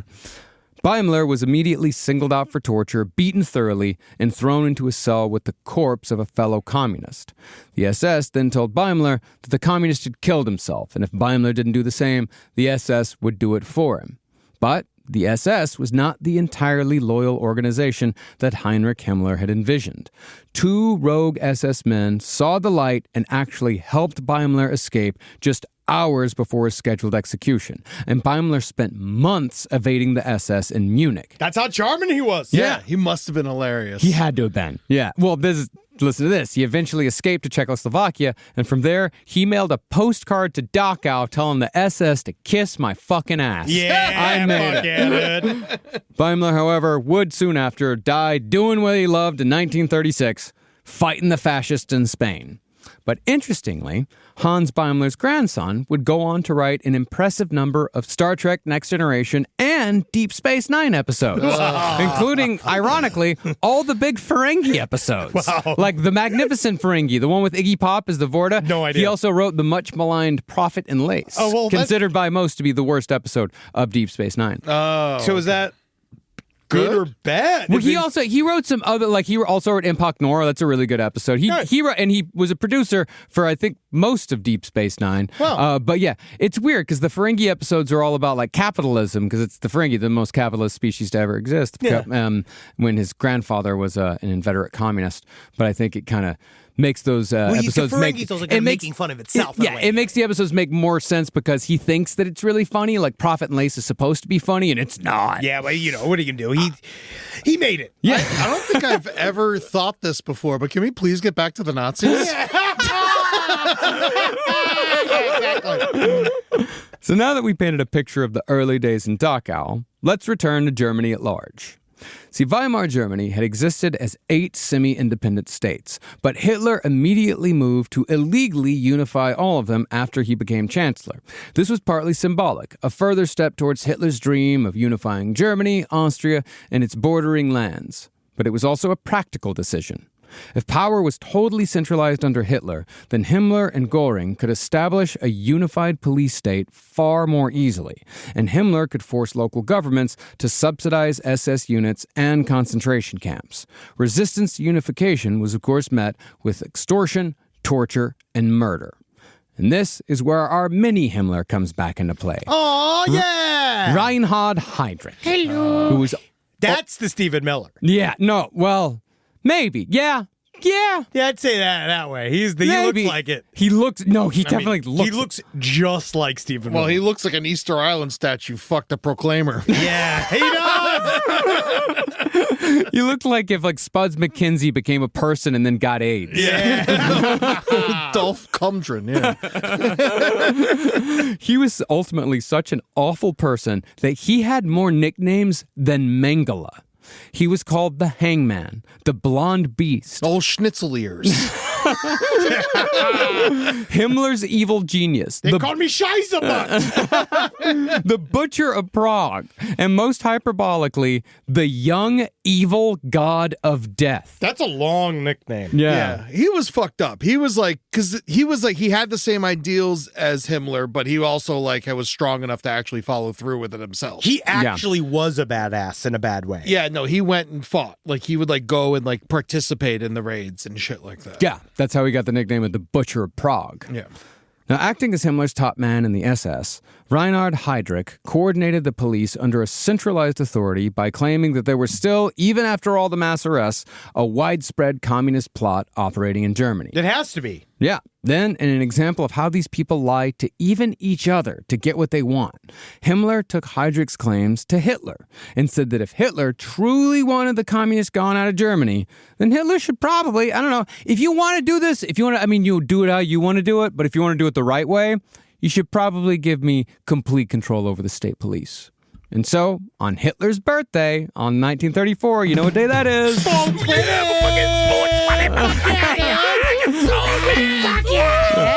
On that 420, Himmler was given formal control over one of the most feared and terrifying secret police forces in history, the dreaded Gestapo. Bummer, man. Freaking out, dude. Why are you doing this to me, man? Why are you talking about this right now, man? Dude? Bro, it's actually one of the darkest days in European history. What the fuck are we even doing this for? Stop talking about it, You guys want to watch the fucking Columbine footage? Actually, yeah. I do. I fucking missed that day of school. Well, with the SS, the concentration camps, and the secret police under his control, Himmler was perfectly positioned to gather even more information on his and Hitler's enemies. With Reinhard Heydrich as his top deputy, Himmler established a meticulous system that gathered information on all opponents of the Nazi Party, dossiers that included business affairs, finances, lovers, family secrets, character flaws, daily habits, as well as more practical information like addresses and recent photos, but also the addresses of all of their relatives and their girlfriends and their phone numbers and their photos. And that's actually one of those things that the CIA would learn to do too. Like that was like one of those things that we probably learned from them. Yeah. Well, now we got Zuckerberg for it. Oh yeah. Well, now we just give it up. Yes. Yeah. And once the information was gathered, it was written down on cards and filed into different categories, like Jews, Freemasons, political Catholics, bourgeois conservatives, and nobility hostile to National Socialism. And all of this was just saved and to be used when the Nazis saw fit. What would be my tag? Where am I? Asshole. Yeah. Okay. Yeah, okay. No, I would say, What's my tag? I got to think of it. Degenerate entertainer. Yeah. Cool. Yeah. You're skinny know-it-all. Yeah. Do me. I'm sorry, Eddie. You just get Jew. Yeah. Big ol' ham-filled Jew. Well, apparently I'd be okay because only got 2 Jewish grandparents. I honestly, okay. but if I was the Nazi deciding, I'd still kill you. Thank you.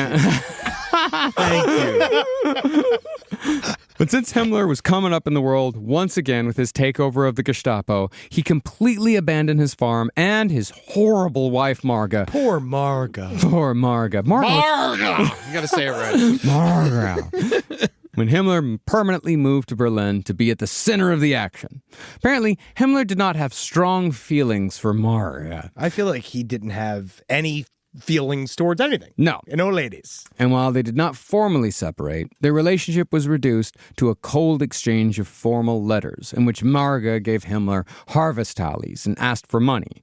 Marga's letters were also full of complaints that chastised Himmler for spending all his time during his infrequent visits to the farm, either working or reading our stupid books. That's good thing, because he was busy working. What do you want from him, Marga? He's working. You're only 2 towns away, and you can't come say hi to Marga? You have any idea how hard it is to orchestrate the Holocaust? Yeah, you and Gundun, me and Gundun are here. Yeah, What was I'm this sorry. Daughter's Day? I would pay more attention to you if either one of you was the systematic destruction of the Jews. All right, once one of you is the systematic destruction of the Jews, then you come, and then I'll maybe want to spend more time with you. And Himmler had a side piece, too. Yeah, we'll talk about her in an upcoming episode. Ugh. Well, in the end, Himmler was just not very proud of his wife. Yeah, she's gross. Yeah, as is evidenced by Marga's frequent request to be present at the great Nazi events like the Nuremberg rallies. Like, Magda Goebbels gets to go, Amy Goring gets to go. Why can't Marga Himmler be a part of the master race? Because they knew how to dress, okay? They knew how to dress, and they burn a fucking big stupid dump every single time we event everywhere, okay? They say funny things, they make impressions, and they do good things. All right, you just sit here and talk about chickens, and you smell like chicken shit. I like chickens. I know, me too. But we shouldn't be bringing it up at every dinner, especially when we are in the middle of eating chicken. Do you know why the chicken crossed the road? Why? I don't know. I was asking. Hopefully it was done at gunpoint because the chicken was a Jew. You are funny, my husband. Thank you. And even though Himmler was riding high as the leader of the SS and the Gestapo, there was still one man standing in not only his way, but in the way of Nazism as Himmler envisioned it. That man was Ernst Röhm, whose charisma had helped swell the ranks of the SS street thugs to, get this, 4.5 million men by 1934. Isn't that just because they'll take anybody and they're just grabbing packs of dudes? Oh, right? totally, yeah. And they're like, here you go, here's a stick, you can go beat the fuck out of anybody you want, and they're just grabbing people, right? Very much so. Because Yeah. it's not like the way the SS were disciplined. No, quite the opposite, in fact. And yes, these millions of men were loyal to Hitler, and many had joined because of that. But they were also very loyal to Rome himself. And the sheer size of the SA meant that Rome could be a little mouthier and a little pushier with Hitler than anyone else. Yeah, because he had his own. He was supplanting the German army with them too. Well, Like he was. That's what he wanted. Yeah. That's what he wanted to do. Because since Rome was a military man, he was pressuring Hitler, just like, hey, merge. We got 4.5 million guys. Make it a part of the army, and then give me control of the army. That's like 8% of the population. It's a lot of people. Yes, but Yeah. then Hitler knew to not make this man in charge of that much power? Well, because Hitler knew that, these are just dudes. He doesn't want to piss off the military at this point because Hitler needed the military on his side for his future plans of conquest. And Hitler also knows that if Hitler hadn't have gotten into power, like the what if scenarios of history is that if Hitler hadn't gotten into power, then it's likely that Germany probably after the Weimar Republic, it probably would have become a military dictatorship at some point. Yeah. It wouldn't necessarily be a Nazi in power, but definitely right-wing fascist military, just not as bad. And Hitler knows this. He knows that the military's breathing down my neck and one of these guys can pull the trigger at any fucking time. Well, we do know that Germany was also farther along in any other country of being spoken to and having communist thought points layered throughout their society too. Oh, yeah. So that was what a lot of they're talking about is they kind of thought that Berlin would fall before Moscow, before the whole Russian Revolution. They assumed that the communist revolution would all come out of Germany. Yep. So that was also right there waiting. Yeah, it was. But Hitler was also pissed off with Rome because Hitler wanted to merge the SA with Himmler's SS. He wanted the SA to be more like the SS. But Rome wanted absolutely nothing to do with Himmler's nerdy wannabe medieval knight fashion plates, who were also, ironically, extremely homophobic. But perhaps most importantly, when it came to Hitler winning over the German people in the early days of Nazi rule, was that Rome's SA had become a liability and an embarrassment to Hitler. The SA's numbers, their ages, and their beliefs had made them an extraordinarily dangerous and impulsive group who basically made wandering around and fucking shit up their hobby. And when you got 4.5 million dudes doing that, it's gonna be a problem.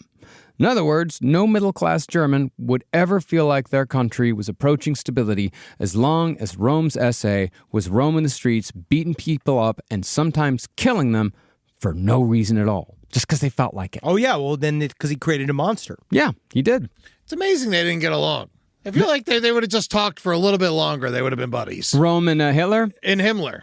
Oh, and Himmler? No, because Rome was gay. He was openly gay and unapologetically gay, and that's the thing about Himmler is that remember, he's the real Nazi here. Yeah, if you break one of Himmler's rules, you're done. Yeah, Punishable by death. At least one of his big rules. If you were loyal to him, he might forgive a couple of things. If you kissed his ass, and if he saw that he could use you for something, he might look past a thing or two. But if you were in any way antagonistic towards him, or if you weren't completely subservient to him, one rule, you're gone. You're gone.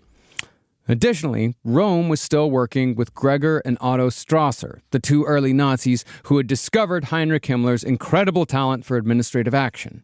But while both the Strasser brothers and Himmler believed in Nazism more than they believed in Hitler, the Strassers knew that Hitler would inevitably fuck it up.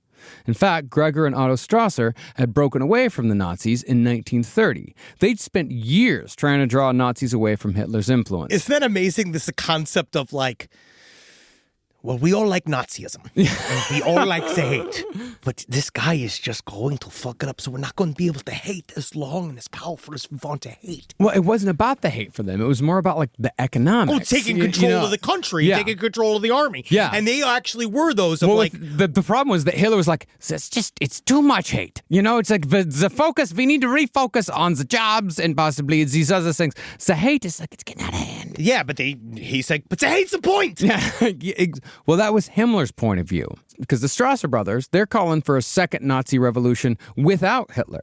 But as opposed to the Strasser brothers, Heinrich Himmler believed that Adolf was the guy who could make his version of Nazism work. While the Strasser brothers were more into the economics of Nazism, Himmler was into the fantasy. See, I'm sure by this point, Himmler saw that Hitler was lazy enough and filled with just the right amount of hate that he would basically let Himmler do whatever he wanted, just so long as Himmler stayed in his good graces. That, of course, meant that anyone who might stand in Hitler's way in any respect had to go, which put Ernst Röhm and the SA firmly within Himmler's crosshairs. Without Hitler even asking, Himmler had his man, Reinhard Heydrich, gather dirt on various SA leaders. Then, Himmler began spreading rumors that Rome and the SA were plotting a coup to overthrow Hitler, a claim for which no evidence exists. Himmler's actions ultimately culminated in an orgy of murder orchestrated by Himmler and Heydrich that came to be known to history as the Night of the Long Knives. Wow, we made it! Yay! I can't believe the war hasn't started yet. No, buddy. Sorry to tell you this, bud, but we're 5 years from the war starting. Yeah, God we haven't damn. gotten there, buddy. That's all right. At least some Nazis are going to die anyway right now. At least that's the thing. In the Night of Long Knives, at least Nazis were also killed. Yeah. They just happened to be the reasonable Nazis. Which is bad. You didn't know you had Let's them, say, right? let's put the relatively Quote, reasonable, exactly. quote unquote, yeah. Ish. That's Yeah. what I mean, is that when I'm Maybe. saying Yeah. those words. Yeah, because no Nazi is reasonable. No. It's like, yeah. Now, interestingly, the Night of the Long Knives may have come about as a result of Hitler's bruised ego. See, in June of 1934, Hitler flew to Italy to take a meeting with Italy's fascist dictator, Benito Mussolini. And we kind of already... We gave a little bit of a preview of what this meeting was like earlier.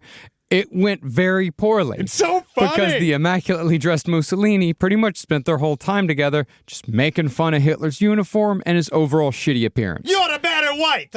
I look at you and I see somebody. You're a better white guy. What is the fucking guy even doing here? You say, you need a bigger hat. You need a bigger hat. You need a sash. Is it no Gucci? No Versace. You ever seen how Mussolini dresses? Yeah.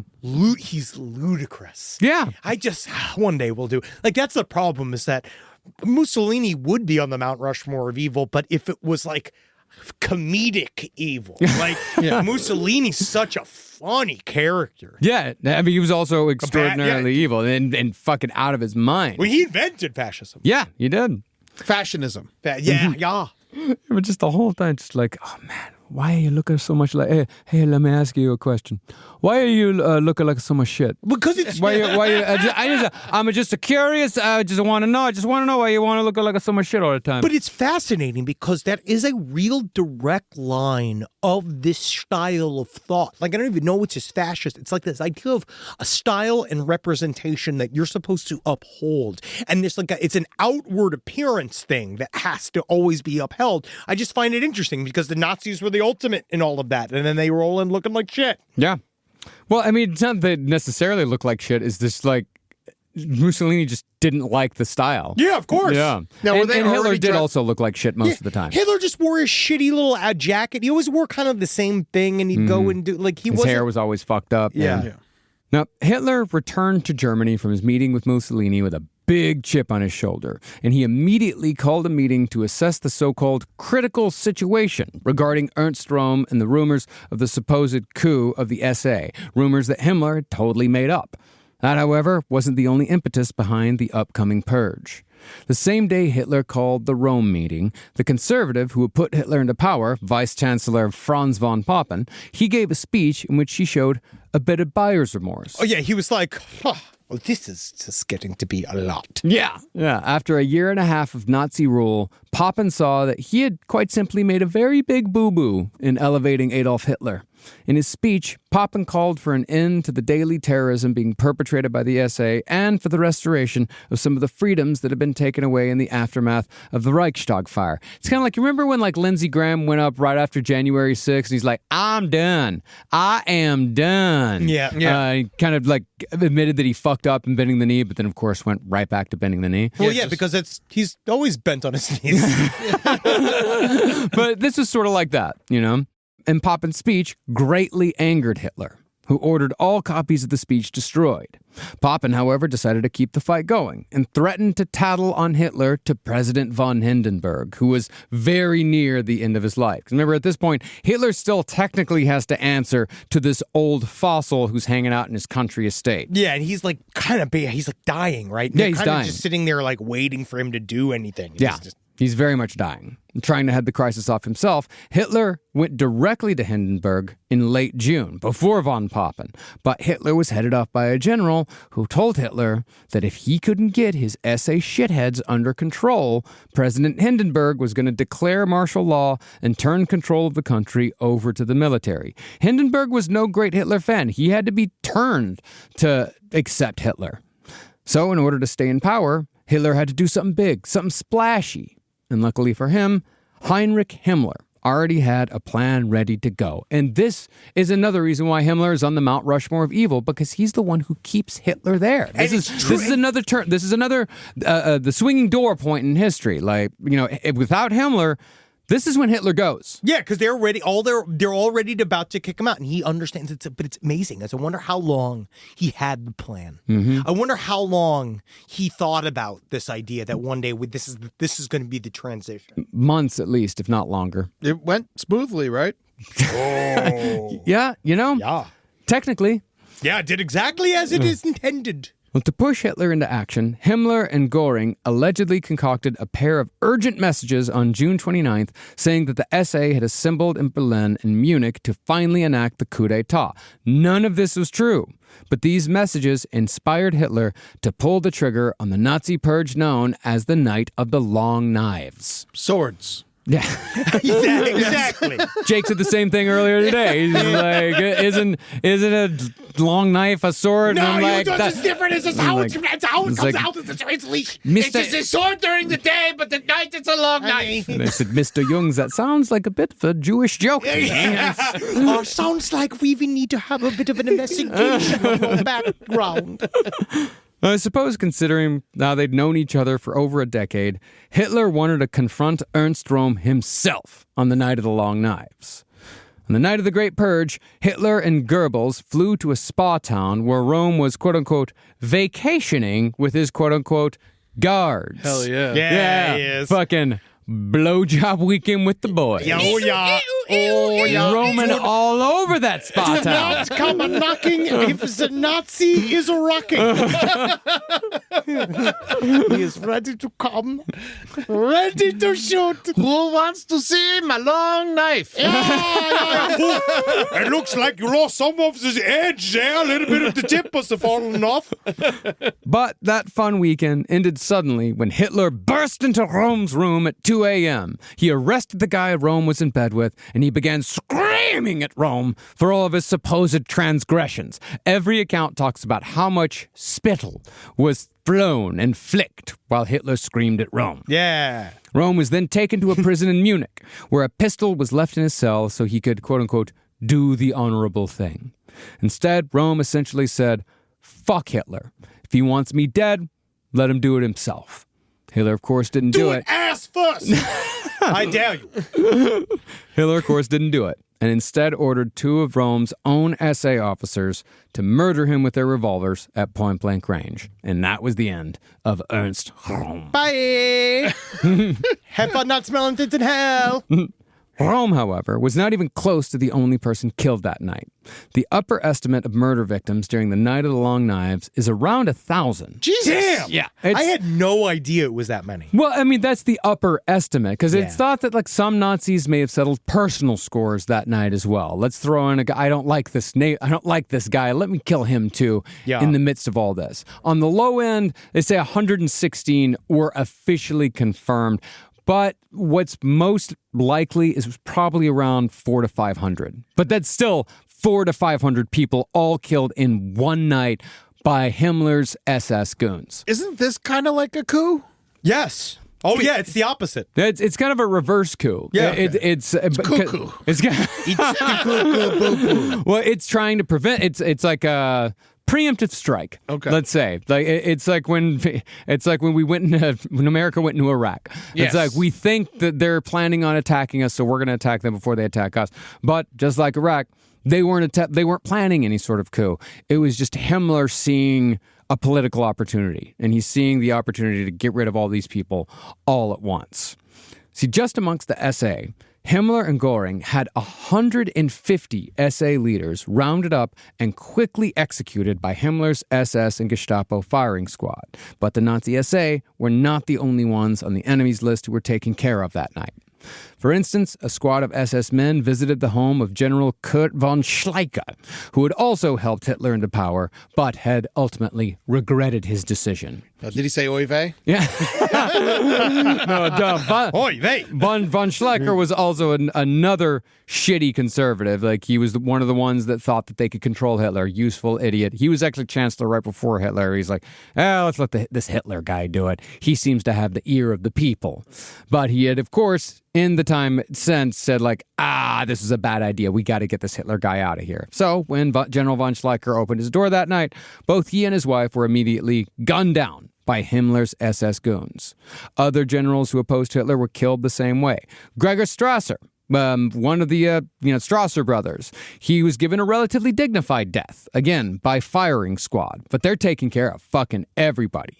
But surprisingly, Vice Chancellor Franz von Papen was spared. Yeah. Yes, his secretary and 2 of his associates were killed. And yes, the rest of his staff were sent to concentration camps. But that's what they're there for. People, there's no point in having them if we're not going to use them. But I suppose for Hitler, killing the number 3 man in government was probably going too far. You could kill a former chancellor, but you couldn't kill the current vice chancellor. He only ever did things not because he didn't want to. You know what I mean? Like, Who, it's not Papen? that, no, Hitler and all these yeah. guys. Like, they would have absolutely killed him if they felt they needed to, but I guess they felt like it would bring too much heat. I don't really understand how you can kill 400 to 500 other people on one night and then decide that guy's going to cost us too much fucking grief. It really depends on the size of the person. Yep. It depends on how big they are. Well, instead, Papen was made ambassador to Austria and shipped off, where he could cause no more trouble. And Hitler didn't really care about ambassador to Austria anyway, because in his mind, Austria was only a couple years away from being a part of Germany again. Oh, yes. These men, however, had it the easiest during the Night of the Long Knives. Hitler's true enemies were given brutal, showy deaths, and Hitler took this opportunity to settle long-standing scores. For example, the man who had given the speech in the beer hall when Hitler attempted his failed coup a decade earlier, he was found in a swamp near Dachau, hacked to death by pickaxes, even though he'd long since retired from politics. Seems like these guys really know how to hold a grudge. Sent a message, too. Yeah. Even former allies were killed. They murdered the guy who helped edit Mein Kampf. No, spelling errors? Yeah. Don't you fucking tell me there, and there are going to be however I spell them. It's in whatever order I choose to spell them. My struggle, I sound like a bitch. The old name, I say. I like the long one. It loses the context. But you just bring it down to my struggle. None of you get anything. I do. None of you appreciate my energy. Well, the actual reason why Hitler had this man killed was because this guy was going around telling people that he knew the real reason why Hitler's lover and niece had died by suicide. That's not something you say. Yeah, no, well, that's the thing. You can't. He's even getting rid of gossips, and for that, this guy was found dead in a forest with his neck broken and 3 bullets in his heart. There might have been something to that gossip. Yeah. The Night of the Long Knives was so... But yeah, that's the thing. That actually sounds like there might have been something that maybe Hitler actually did kill her. Because that's one of the other theories is that Hitler flew into a rage one night and murdered her. And they covered it up. I don't know, Marcus. It doesn't sound like him. I can't even imagine. I can't even see him doing that. Well, the Night of the Long Knives was so violent and reckless that some people actually ended up dying by accident. A music critic for a Munich paper, for example, was taken away by SS men, and the critic's body was returned to his home 4 days later in a coffin. This was highly confusing to his family because the victim was not in any way political. As it turned out, the critic simply had the same name as an SA leader who had been marked for death. But the SA guy, he'd already been killed by another SS squad by the time the critic was murdered. Honestly, I'm not even that angry. He only gave 2 stars to Wizards of Oz. He only gave 2 stars, and that's a fucking Oz travesty. Okay? He says that Judy Garland was uninspired. Unfucking believable. Just the camps. I think I wrote Oopsie Strudel on his casket. Oopsie strudels. Now, even though the Night of the Long Knives was messy, it was ingeniously used by Hitler once he worked up the nerve. See, at first, Hitler was terrified that he'd gone too far, and he spent days refusing to address the Reichstag. But when he finally did go to the public, he fully admitted to ordering the murders of dozens of men, saying, "It's my bad. It's on me. If you want to blame anyone, blame me. I told them to do it." But he said that he did it for the good of Germany. It's like, you hated the SA, right? Were you scared of those guys? Like they sucked, you know? So you know what I did? I did you all a favor, and I took care of them for you. Yeah, and everyone was like, in a while, Wow. well, okay, Holy wow. shit. Like, yeah. oh my God. Like, thank Christ we don't have to worry about all those Nazis anymore. Yeah, like maybe the now that you've Nazis done- got rid of the Nazis. Well, you broke this to me, and I had no idea because I thought that he came out and proudly proclaimed that we got rid of the communist threat. I didn't realize that everyone thought that he had killed all the really bad Nazis, and now there would only be the quote-unquote fake reasonable Nazis. That's what won over the majority. It's like the bomb, when you're talking about like negotiations, like tell someone something really bad and then bring it back. Yeah. And that's what Hitler did. It's like, make things really awful. That's actually what a lot of these people do is you make things really awful within the country itself. You create chaos, you create division, you create it. And everyone's looking around saying like, why is all this happening? What's going on here? And then you solve the problem that you created. Yes. And then people go, oh my God, look at him. He's so wonderful. He solved all of our problems. Like, no, he created the problems.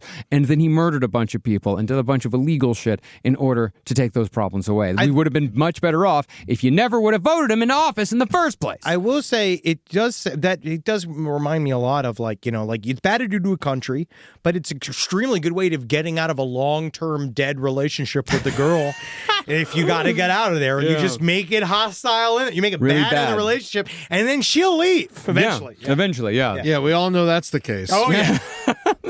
Oh, yeah. People don't stay in marriages for decades upon until death, decades until death. Yeah, just waiting. Honestly, this can be used in that fact as well. Like someone who beats somebody and then like beats him and beats him and beats him and then gives him an ice pack and said, "Oh, I helped you get better." Exactly. Exactly.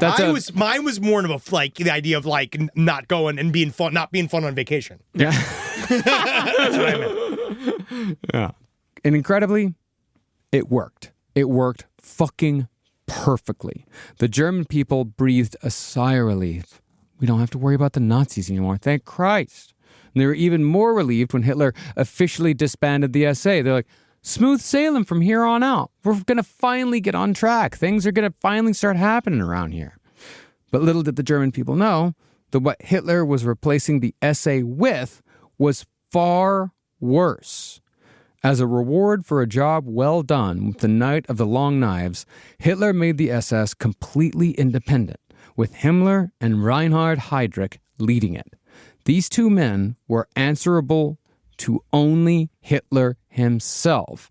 And since Hitler was very lazy and didn't like to, read briefings or go over shit, Heinrich Himmler pretty much had total freedom to carry out his most heinous policies. From that point forward, Dachau was used as the model concentration camp for mass expansion, and nearly 100 more would be established over the next 5 years. Before the war even started, there were 100 concentration camps in Germany. Himmler, meanwhile, was as proud and as happy as he could be. He had his 35th birthday party at Dachau. Oh, God damn. Do you think that do you get like free pizza? Well, they did actually. Gudrun was talking about the gifts that she got when she went there and stuff like Yeah, that. how much she loved Jesus. Dachau. Again, you've seen Zone of Interest. They try to make it real comfortable. Yeah, those kids had a great time, until, of course, the jawbones start floating down the river when you're having a nice schwim. Mm-hmm. Himmler's ultimate vision, however, was not just about extermination. It was also about the creation of Germany's own myth, a Nazi religion. Yay! And it's with the links that Himmler went to in order to establish that religion that we'll return next week with all of the horrific things that happened as a result. That's where I get to talk a lot. Yeah. Excited to start talking about that. Wavelsburg. I got to visit. Yeah, you can. I want to go. It's open. Wavelsburg? Wavelsburg. It's right here. Oh, Wavelsburg. We'll get into Wavelsburg next week. The Annenarbe, the expeditions, all of Himmler's wonderful ideas and how they shaped Germany over basically the next 5 years in the lead up to war. So I hope you guys enjoyed that Waffle Minute. Episode of the last podcast of the life. We're coming back next week with a little bit more Himmler. But until then, you go to patreon.com/lastpodcast on the left, and you can watch us yak and chop it up about Himmler for the rest of your life. Oh my LP God. on the left for all the socials. And you go on YouTube for all the other rest of the horse shit someplace underneath.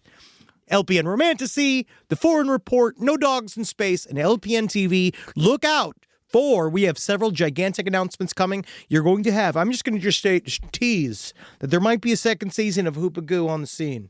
Yeah. And it might be coursing over the horizon very, very soon. We better start making it. And there's another thing, we better start. And so, just so you know, we got a lot of stuff coming out of the Laugh Factory, and we want to say thank you for everything you've given over the years. And if you want to watch this podcast in video form, go to patreon.com/lastpodcast on the left, where you can also watch our stream every Tuesday at 6 p.m. PST. You can watch it live and actually interact on the chat and say, and you can tell us things, and Henry might read them. I do. If they're funny. If they're funny enough to get past the screenings. Yeah, if they're funny enough to get past Gurney.